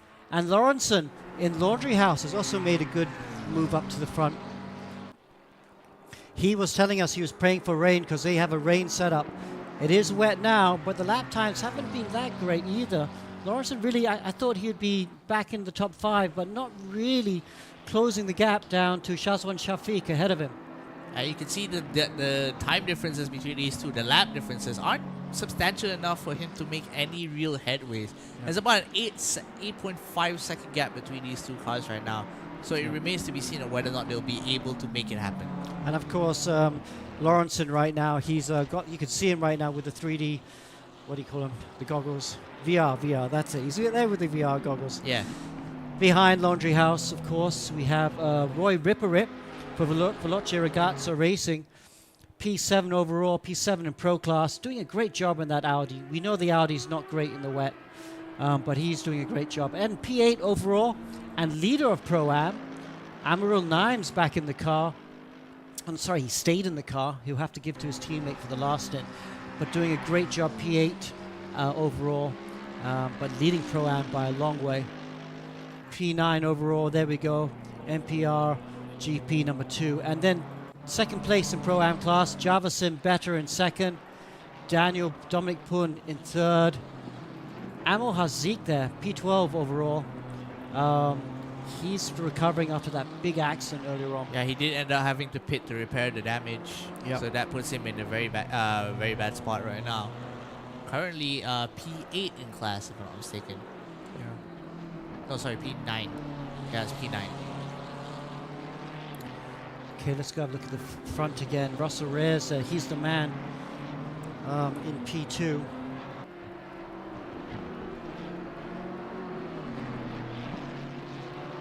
We just have to wait and see whether or not he can make something happen. He's coming out to Poon right now. Just having to let him through. But there is still a lot of cars he has to get through, and you can see the gap here. We can safely say top 4 right now is well clear of the field. Like, the gap between Nakib Aslan and Shazwa Shafiq is almost a minute. So at this point, this is the only battle we're looking at.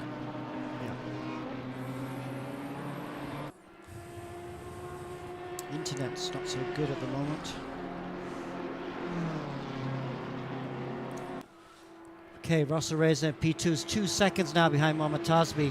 Tasby, though, he's in this car to the end, doing a great job. I think it's going to be really difficult for anyone to really get back at Amigos. The pace they're showing right now, this is great for the championship charge as well. Feels like when I'm here, they suddenly spring to life. Because they've done this for Kailami as well. You're their good luck charm. Maybe. There is Mohamed Tasby. Here is Russell Reyes in second. Ristofani, who did such a great job of holding off the 2 guys in front despite not having great wet tires on him. I bet he can't wait to stop. I think he's going to stop soon and try and put some fresh wets on that car, because those wets will be looking and feeling very second-hand indeed. Yeah, I feel like he definitely has to make it at one point or another, because the gap is much too wide for him to really do anything about at this point in time. Another car on not very good wets right now is the guy in P4. Nakib Aslan, he's in the car to the end as well. Not showing the pace I expected him to show in the wet, but of course, yeah, just doesn't have the grip. This car will also be keen to pit soon to try and get some fresh wets on that. Yeah, so we just have to apologize to our viewers right now because we're having a little bit of technical difficulties, mainly with the internet, I would wager.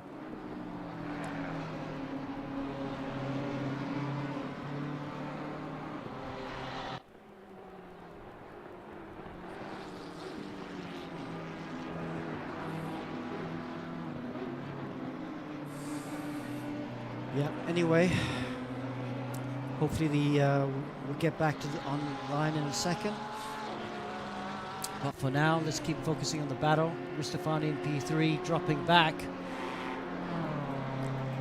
Mohamed Tasvi there doing a great job in the Ferrari though.